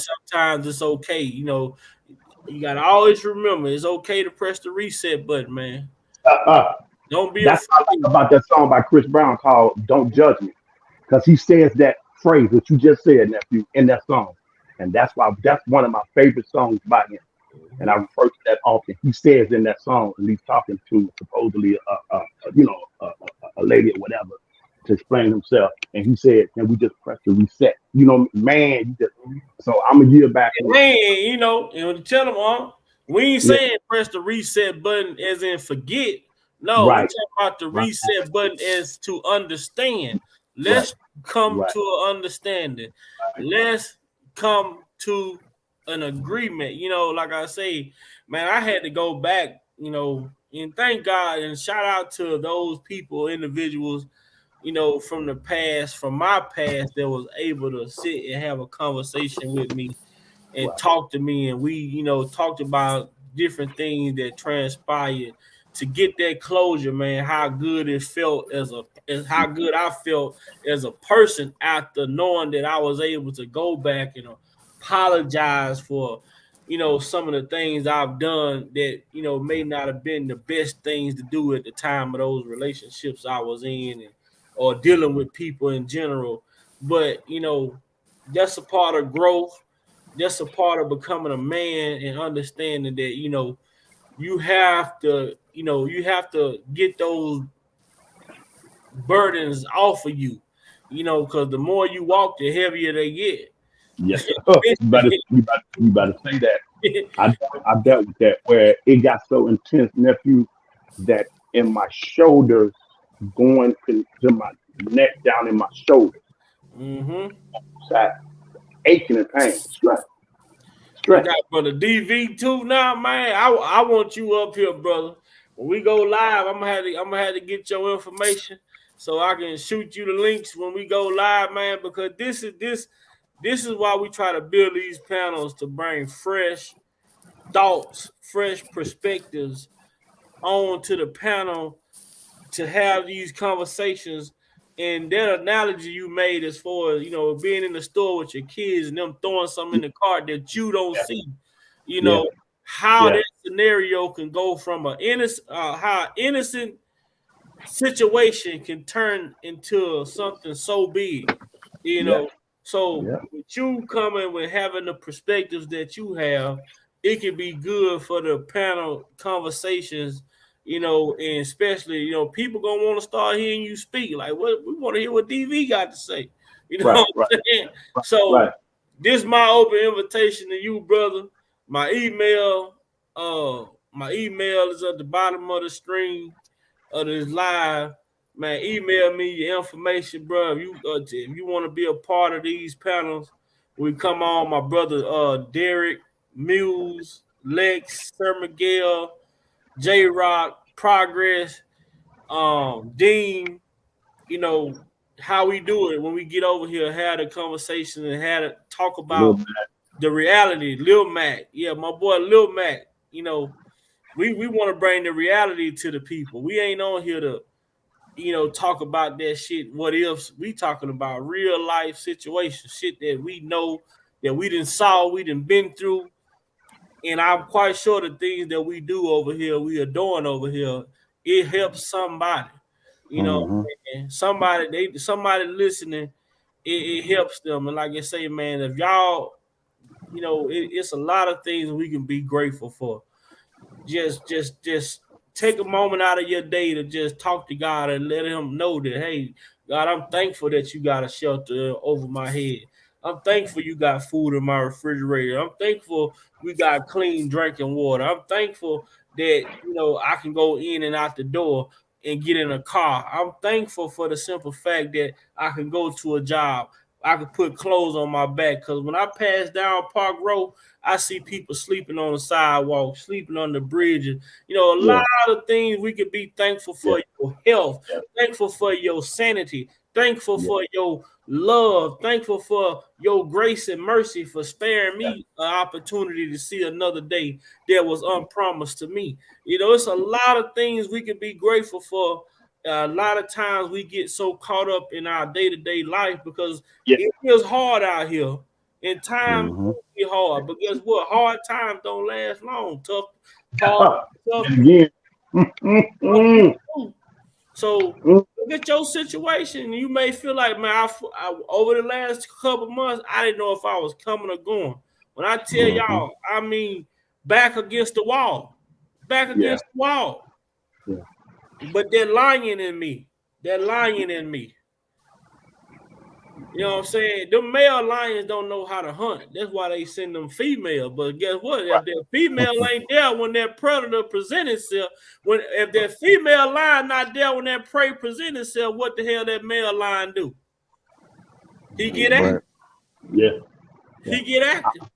I will This is yield back and let DV come in and man and speak. Then brother Muse, you can take us out, huh? yes, sir. Yes, sir. Um, man, Vi, I really appreciate you allowing me to speak and come on the panel and everything, and salute and shout out to everybody in the chat and everything too. Um, I just, like I said, I'm just one of the ones that I sit back and take everything in and sift through a lot of the BS, because you know we all, as black men and as black folks in general, we see what's going on out here. We know what's going on, and I mean, even something as simple as the Weather Channel, man. How many times did you turn on the TV to see what the weather gonna be, and they say, oh, it's gonna rain, it's gonna thunderstorm. You go outside, it be hot as hell out there. Mm-hmm. That's a prime example of, you know, the media just putting out whatever they want you to know and what want you to you know, envision and put in your day. It's like, damn, it's gonna rain today. Let me put on my galoshes. Let me put on my rain jacket and all this. And now you sitting in the car sweating like hell because you didn't believe what they done said to you. Uh-huh. So that's why I say I'm not gonna think how the media and everybody want us to think, because look at every damn celebrity that's been out there that's black. Man, anytime they reach the highest point in their career, they comb through everything. They go back to when he was in the playground at the damn monkey bars and he kissed yeah. Tabitha. Oh, Yeah. what did he? Yeah. He knew Tabitha was 4 and he was 7. What kind of shit is this? Like, man, come on, bro. I tell you, we done got us a new member. Listen, I'm taking it in. I'm taking it We in. done got us a new member. You know, and this is why we have to make this platform friendly for people to be able to come on and speak without having a thought in your mind and, you know, being attacked. You know what I'm saying? This is why we keep this platform clean. And shout out to Lady Earth B as well for composing such a good question, because that question she asked Levi was a concern, or is a concern for a lot of people. Mhm. Right. A Right. lot of people had the same question, but they don't speak it. You know what I'm saying? So Right. He spoke to it to a certain degree. He said he gonna expound upon it a little more later. But DV brother, man, like I tell you, man, I like what you came on and did, what you came on and said. I feel like it's a lot more that you could say, a lot more that you can bring. And Yes. when I do come on this panel, I would love for you to, hey, Vi, send me the link or whatever. Mm-hmm. Come on and chop it up with the brothers and bring your perspective, bro. Because all that does is add to. It can never take away from. You know Right. what I'm saying? Um, Got to do his Everybody in honor. the chat, boy, y'all was phenomenal today. Styles, Meek by her meekness. I'm happy to see you on your platform, exploring, your platform now, doing your lives, having the conversations. Man, make sure y'all subscribe to Styles by her meekness. Subscribe to Derek, Provoke Thoughts with Derek. Subscribe Yes. to Sir Miguel. Mhm. uh Sir Miguel as well. Go over there and holler and speak on it with JoJo. Man, these people are bringing conversations to the table that need to be had Sure. and talked about. That a lot of times, especially in our black community, a lot of the drama get a lot of attention. The drama get a lot of attention. But Right. we over here, we showing that it is a way to talk about some positive information without it being, oh, bitch ass nigga, this, that, and third. No, it's never that. We control the atmosphere over here. And we're gonna continue to do that. Hey, Vi. What's up? What's up? How you How doing, Miss y'all doing? Styles? I'm good. I'm mad I missed this. I'm up in Virginia moving around, and I was like, let me sit. I'm sitting still, so let me come on and show my brother some love. I appreciate it. Like I say, I'm happy to see you exploring your channel and using your channel to help, grow your business and your hairstyling and different things. And like I tell you, don't get discouraged. One day it's gonna do. God gonna see that it do something amazing for you, and it's just gonna happen. You just gotta stay the course. That's it. I appreciate that. I saw the title. I was like, you know what? I just want to come and say that I'm grateful for life. You know what I mean? It's like Mhm. it'd be so hard out here for just me. You know what I'm saying? Yeah. I'm getting ready to relocate. I'm excited about that, but Hold it's on hard. now. You say what now? Huh? You say you finna relocate. Yeah, I'm finna relocate.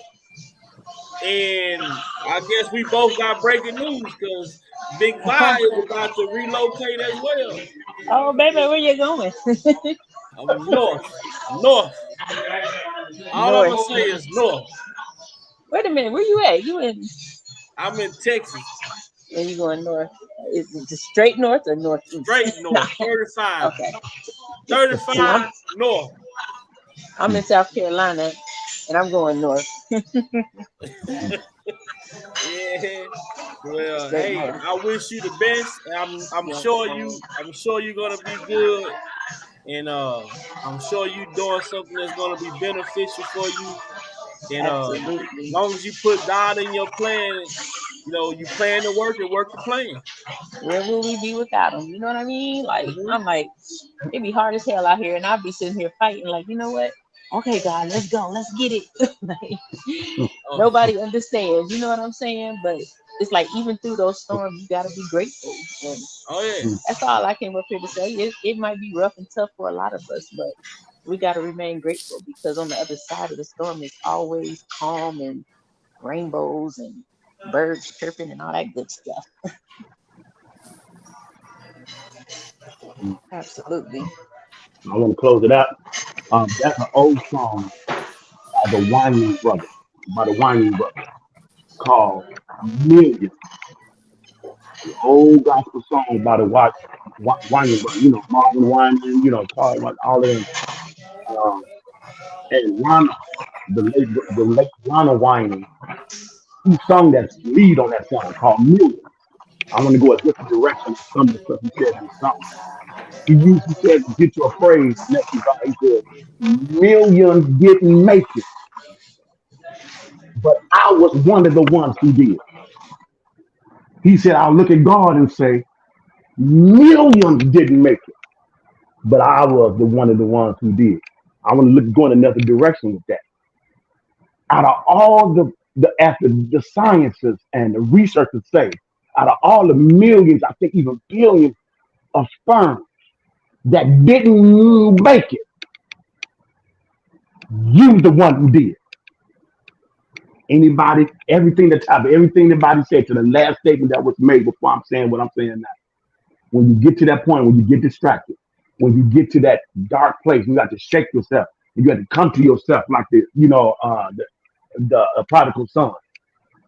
When you get discouraged, when you can't see the what step I make next, you get stop, drop, and roll everything that's coming at you, that's going off you, that's going in your mind, and just remember, out of all the millions that didn't make it, you was the one who did. There's a reason for your existence. You ain't just here by coincidence. So let us stay courage in that thought and not slip into distraction and wind up like those who passed on that didn't write that book, Mm-hmm. that didn't start that business.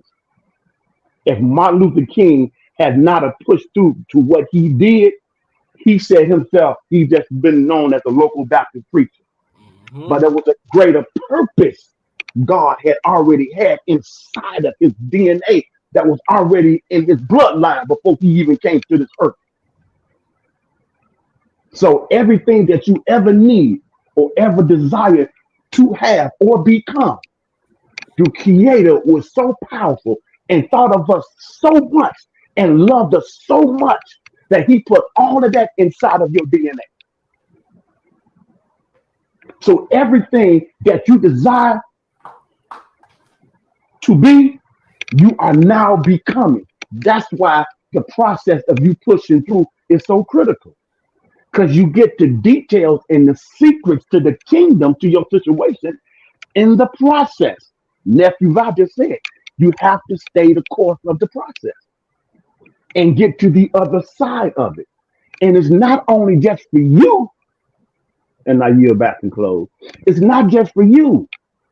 Someone else needs your perspective that will reach them and how they think and how they process information, how they wire it. That's why nephew have all this diversity of perspective. That's why, again, go to the last 24-hour live. I suggest go to part 4. I'm being a little biased. I know you can stop at part 1 and go all the way through, but I'm telling you, if you really want to get lift out of yourself, go to part 4.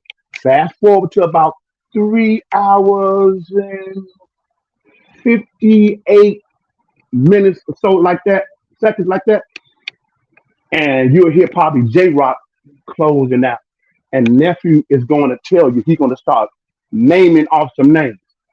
Give us some things we should know about this individual. Give us 2 things and how nephew addresses each individual specifically. God was on him when he did that. And then how nephew set up the question that drew out of us more than what we even did. And the individual that he gave me, I would have never thought about them individuals and would have never knew what to say. But he gave me Demetrius Smith and Ann Donnelly.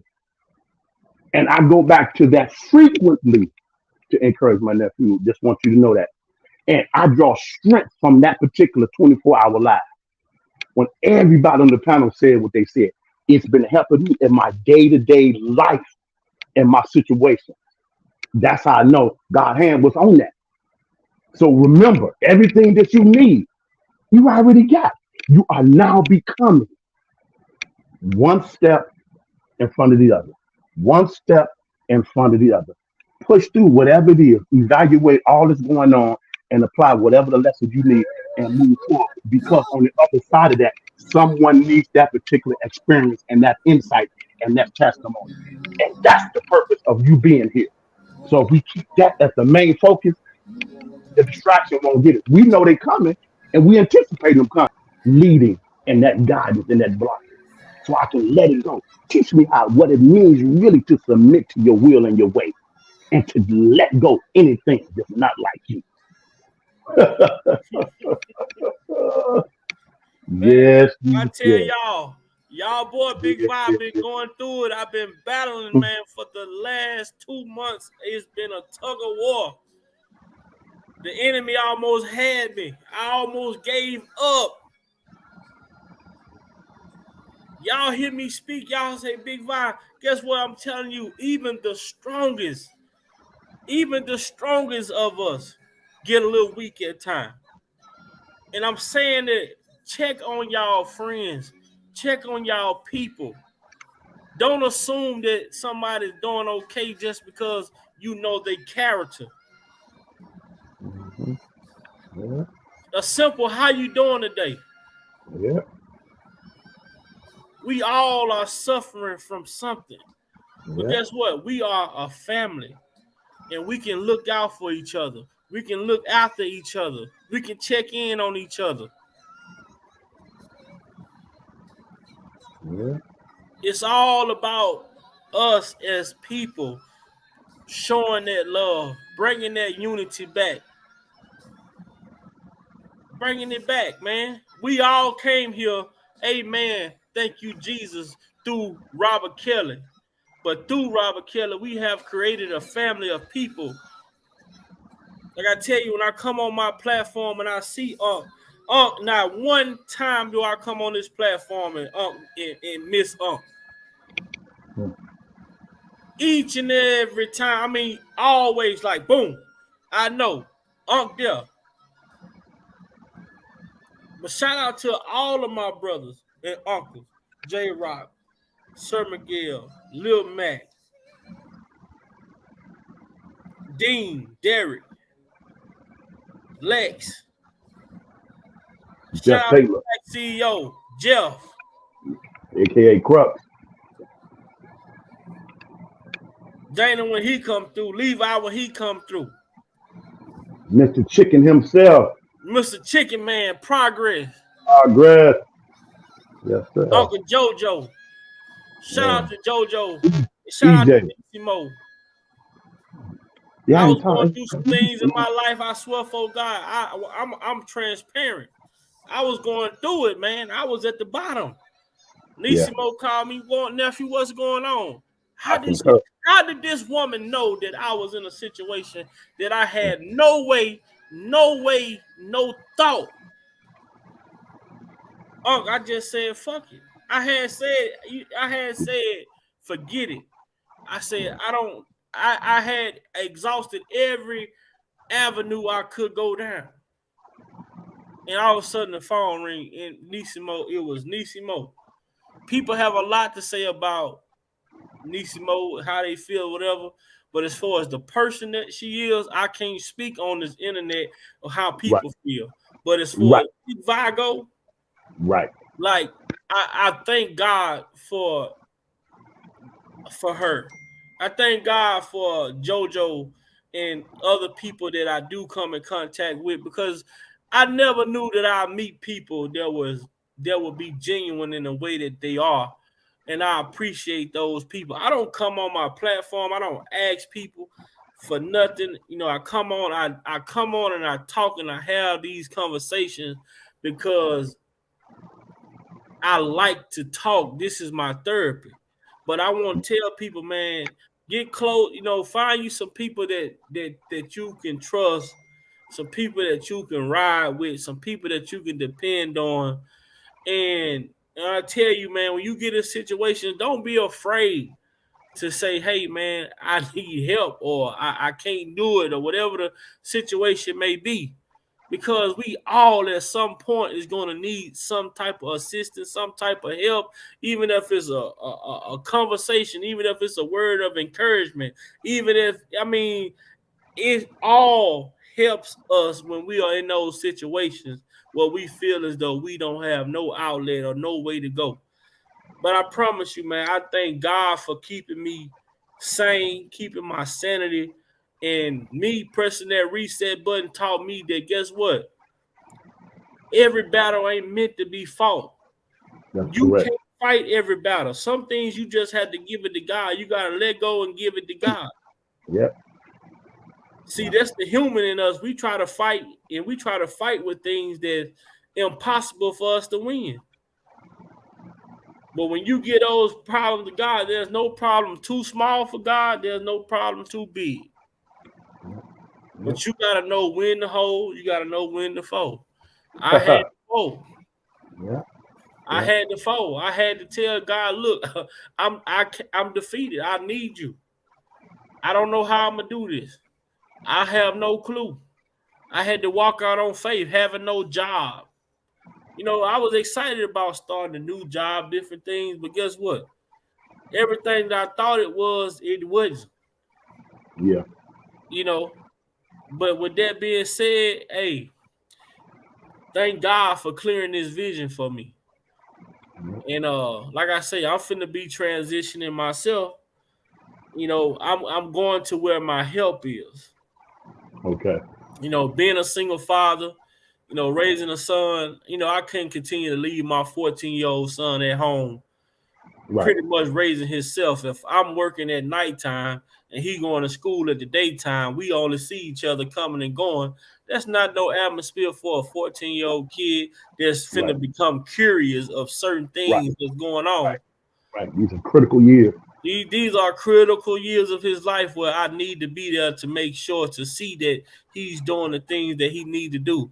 And like I told my job, I told y'all my situation. Y'all gonna tell me how y'all what y'all had to say. But guess what I told? Look, I understand this is a corporation. It's gonna run whether I'm here or whether I'm here or not. But that 14-year-old son that I got at home, I'm all he have. And I'll be damned if I let this job come between that. Right. Right. Yep.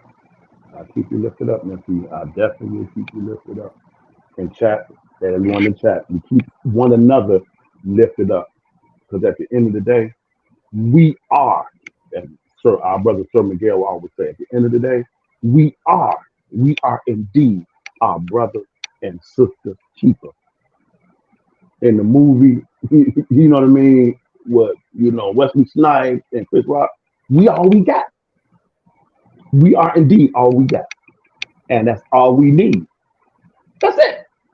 That's all we need. That's why I said on that 24-hour live, it's imperative that you push through the process of whatever you're going through and get on the other side of that. Because that is not just for you. God is bigger than that. God is not bringing us to a situation just for ourselves. Number one is to give him glory so that others can see the kind of God we serve. Because remember, the stigma and the lies are still on God's name. Mm-hmm. It still exists. Oh man, forget Christianity. Oh, them people that of faith. Oh, that stuff ain't nothing, man. I believe in science. I believe in and I respect all of that. And I hear that. That's why it's essential for you to push through that. And then when someone pull you to the side and pull your coat and say, hey, man, how you get through, man? I don't understand that, man. I don't see how you, man, what's going on with you, man? There's something different about you, man. How you, man, everybody get with this thing called life. But how is it that you can, and I know you mentioned something, you didn't get in deep into it. I ain't gonna pry in your business, my brother or my sister, but you got a sense of peace on you, man. Where you get that from? Ha ha ha ha ha. Now you can see what your purpose for going through, what you went through is for. This is for what it's for. This is what it's for. And when you release that to that person, it drops a seed in that person's spirit. And now the Holy Spirit say, all right, thank you. Now step to the side and let me lead and guide them. Now you have planted something inside of them. You have given me permission to step in their situation and extended them an invitation so they get to know me like you know me. That's what it's all about at the end of the day. That's what your living is all about. Then you can say, like the Clark sisters' old song, then your living is not in vain. Now you got a sense of purpose. Now when you get up in the morning, it's a sense of urgency. So any distraction, wherever it's coming from, any foolery and negativity, you already know what it's about. It's to stop you from getting to that individual. It's stopping you from getting on the other side of that. It don't want you to go through that process and learn these secrets to the kingdom and heal and grow and mature so you can come out of that, start your business, do that cooking, put that cookbook out. You know what I mean? Get that cosmetic thing going up. Get that gym started like that. You know what I mean? Get that farm, you know what I mean, to grow things like you want to do from the earth. But you got to get through this process that we think has nothing to do with that over there, but it does. It does. So when you get over there and get that, you know how to steward it, and you are humble, and it's not about no accolades or stuff or being connected to nobody. I got a sense of urgency and a purpose to be utilized for everything that I experience and go through.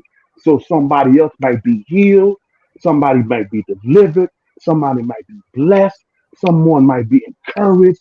I can give people my joy. I can walk in goodness that would affect people. I can give people a smile. I can give people an encouragement. Because you can't give somebody something that you don't have when it's your earthly assignment to do so. Are you back, nephew? Well, Unc, man, it's been a great conversation. I just want to say to everybody, in the chat that joined us today, I thank y'all so much for being here. If y'all like to donate to the channel, man, y'all can donate at $ Big Val Opinion. Um, on Cash Out. Um, I appreciate anything and everything. Like I told y'all, I'll be transitioning. I think Friday I'll be leaving Texas for good. It's Mm, coming soon. I'll be leaving Texas for good. Me and my son, we gonna okay. go and restart. We're gonna go restart fresh where my support system is a lot bigger. He Okay. has his mom's side of the family, his Okay. mom's side of his family as well as my dad's side of the Okay. family. So Okay. that's gonna help out, a lot tremendously versus me being down here, by myself, trying to make things work. It Okay. was a tough reality to come to because I'm Yeah. not the type of person that like to quit. I don't like to give up. Right. But when a knot is a knot, and the more you pull, the tighter it gets. You All it is a turn. God is taking you in the turn. And you know, if you're on a motorcycle and a person riding the back of a person in a motorcycle, when they hit that turn, nephew, when the person who's controlling the motorcycle, when they lean, you got to lean with them. Because if they lean in that curve and you don't lean with them, mm, know. huh. So that's all God's doing. He's got this thing under control. So he's in the turn. You got to lean in with that turn. Mm-hmm. Glory, glory. Remember that. I'm gonna most definitely remember that. Yes, sir. Peace be unto you. You're going to be all right because he's already letting you know. And everything that was said today, confirm that in your spirit. So we're going to keep everyone, we can keep one another lifted up because we all need one another, man. This faith walk is not no cakewalk. And that's why Christ came. So we Right. just got to I'm on that not good. sure. I'm gonna have to go back. I'm gonna most definitely go back in Styles. I'm gonna have to go back and listen to it most definitely. But I did. I had messaged you Styles in my private chat to email me so that we can get some type of communication. I know you said you about to be moving as well from where you at currently. So you know, I just want to make sure people are good. I gotta call and check on but brother T Glenn. I think last Right. time I heard from him, he was telling me he had been in the hospital a few times or whatever. Okay. But I don't like it when I don't be able to check on people. But Right. even going, like I said, I'm going through some of my own personal things, so Right. it kind of had me away from a lot of my normal things. But I appreciate everybody again, man. And like I say, man, I just thank everyone for being patient with me, understanding what's going on, and just know when we coming back full force. Right. Um, and I think that's all I have to say. Again, everybody go to that last 24-hour live. I'm encouraging you to go to part 4 and start there at about the 3 hours and 36-minute mark and just let it ride on out. I guarantee you it's going to pull everything that we said today. Even Nephew Bow, I'm encouraging Nephew Bow to sit back and just go back over that part right there that you did. I'm telling you, it's going to hit totally different. Each time I go through it, it only get different. It ministers to me, Nephew. I got to let you know that. I've been waiting to let you know that. That has been like all of them. I wish that first one could have got recorded, but hey, trial and error.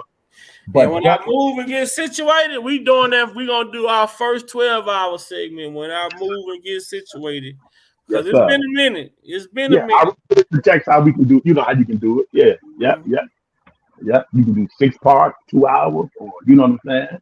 4 parts, 3 hours. You know what I'm saying. Each. So you already know I got you. So I'm gonna get out here, nephew. It's been a blessing. Hey, I've been fed. You know what I mean. Thank to God above. I know everybody been fed. I already got my stuff. I got my table cleaned off. Everything thrown away in the trash bin. There you go. I got There section you off. go. Shout out to I'm ready to Levi, man. Shout out to Miss April. go. Yes, sir. Um, Shout out to DV. And most importantly, y'all know Unc always Unc the sergeant. He's the head of state over here, man. Unc sit up and it's Unc hold a high seat over here, man. And I appreciate you and thank you for being my uncle, man. I really, really, really appreciate that. Life, and Um, I'm whole life.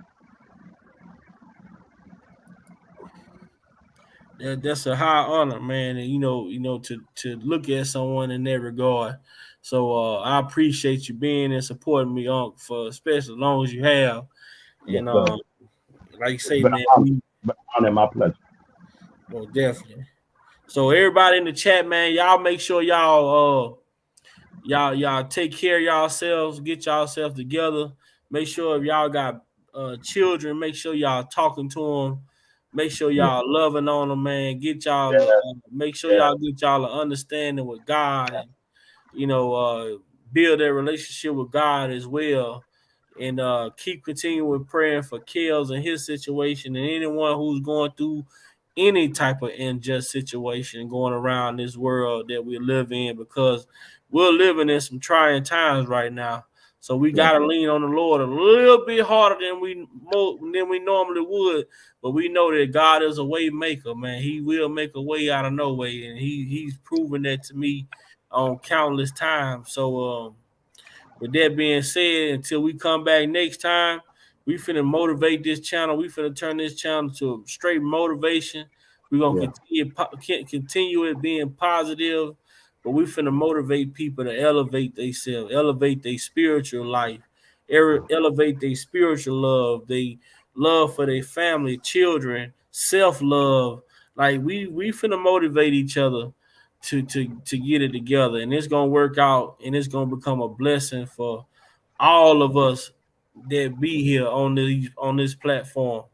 So with that being said, man, I'll holler at you. I'll probably holler at you one day soon, probably like Wednesday, because okay.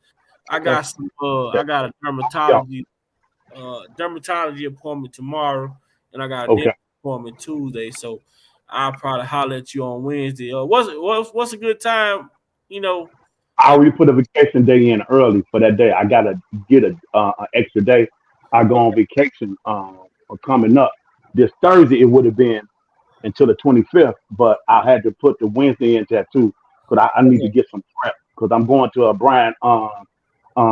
you know how I feel about jazz. So Brian Culberson Okay. and Peter White and the black jazz artist Gerald Albright, among some other guests, going to be at the Millennium Park downtown in Chicago in the Jazz Fest thing.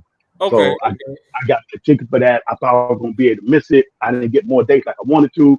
And all of a sudden, went back in there and some came back up, and I was able to still get a little date at a price that I was able to handle. You know what I mean? Okay. And Okay. then on my birthday on the 19th of Tuesday, I'm gonna do a one of those yacht cruises at Navy Pier in Chicago. Okay. So, Okay. Okay, man. yeah, That's so, what's up. You gonna have yeah. your shades on? Uh, yeah. So we trying to get the outfit together now, trying to see how we gonna do it. You know what I mean? Yeah. Yeah. So Yeah. yeah. So Wednesday I'll be out. So yeah, Okay. Well, Wednesday then I just I'll hit be you out. up. Any day, anytime, early, it don't matter, whatever. Okay. Okay. We'll run it, and now I'll let you I'm, know what's I'm, going gonna, on. I'm gonna be free falling all day. So Okay. y'all, that's it. All right. I got you. All right, Yes, man. You be easy, man. you too, nephew. Blessings everybody in the chat. Stay peaceful. We out.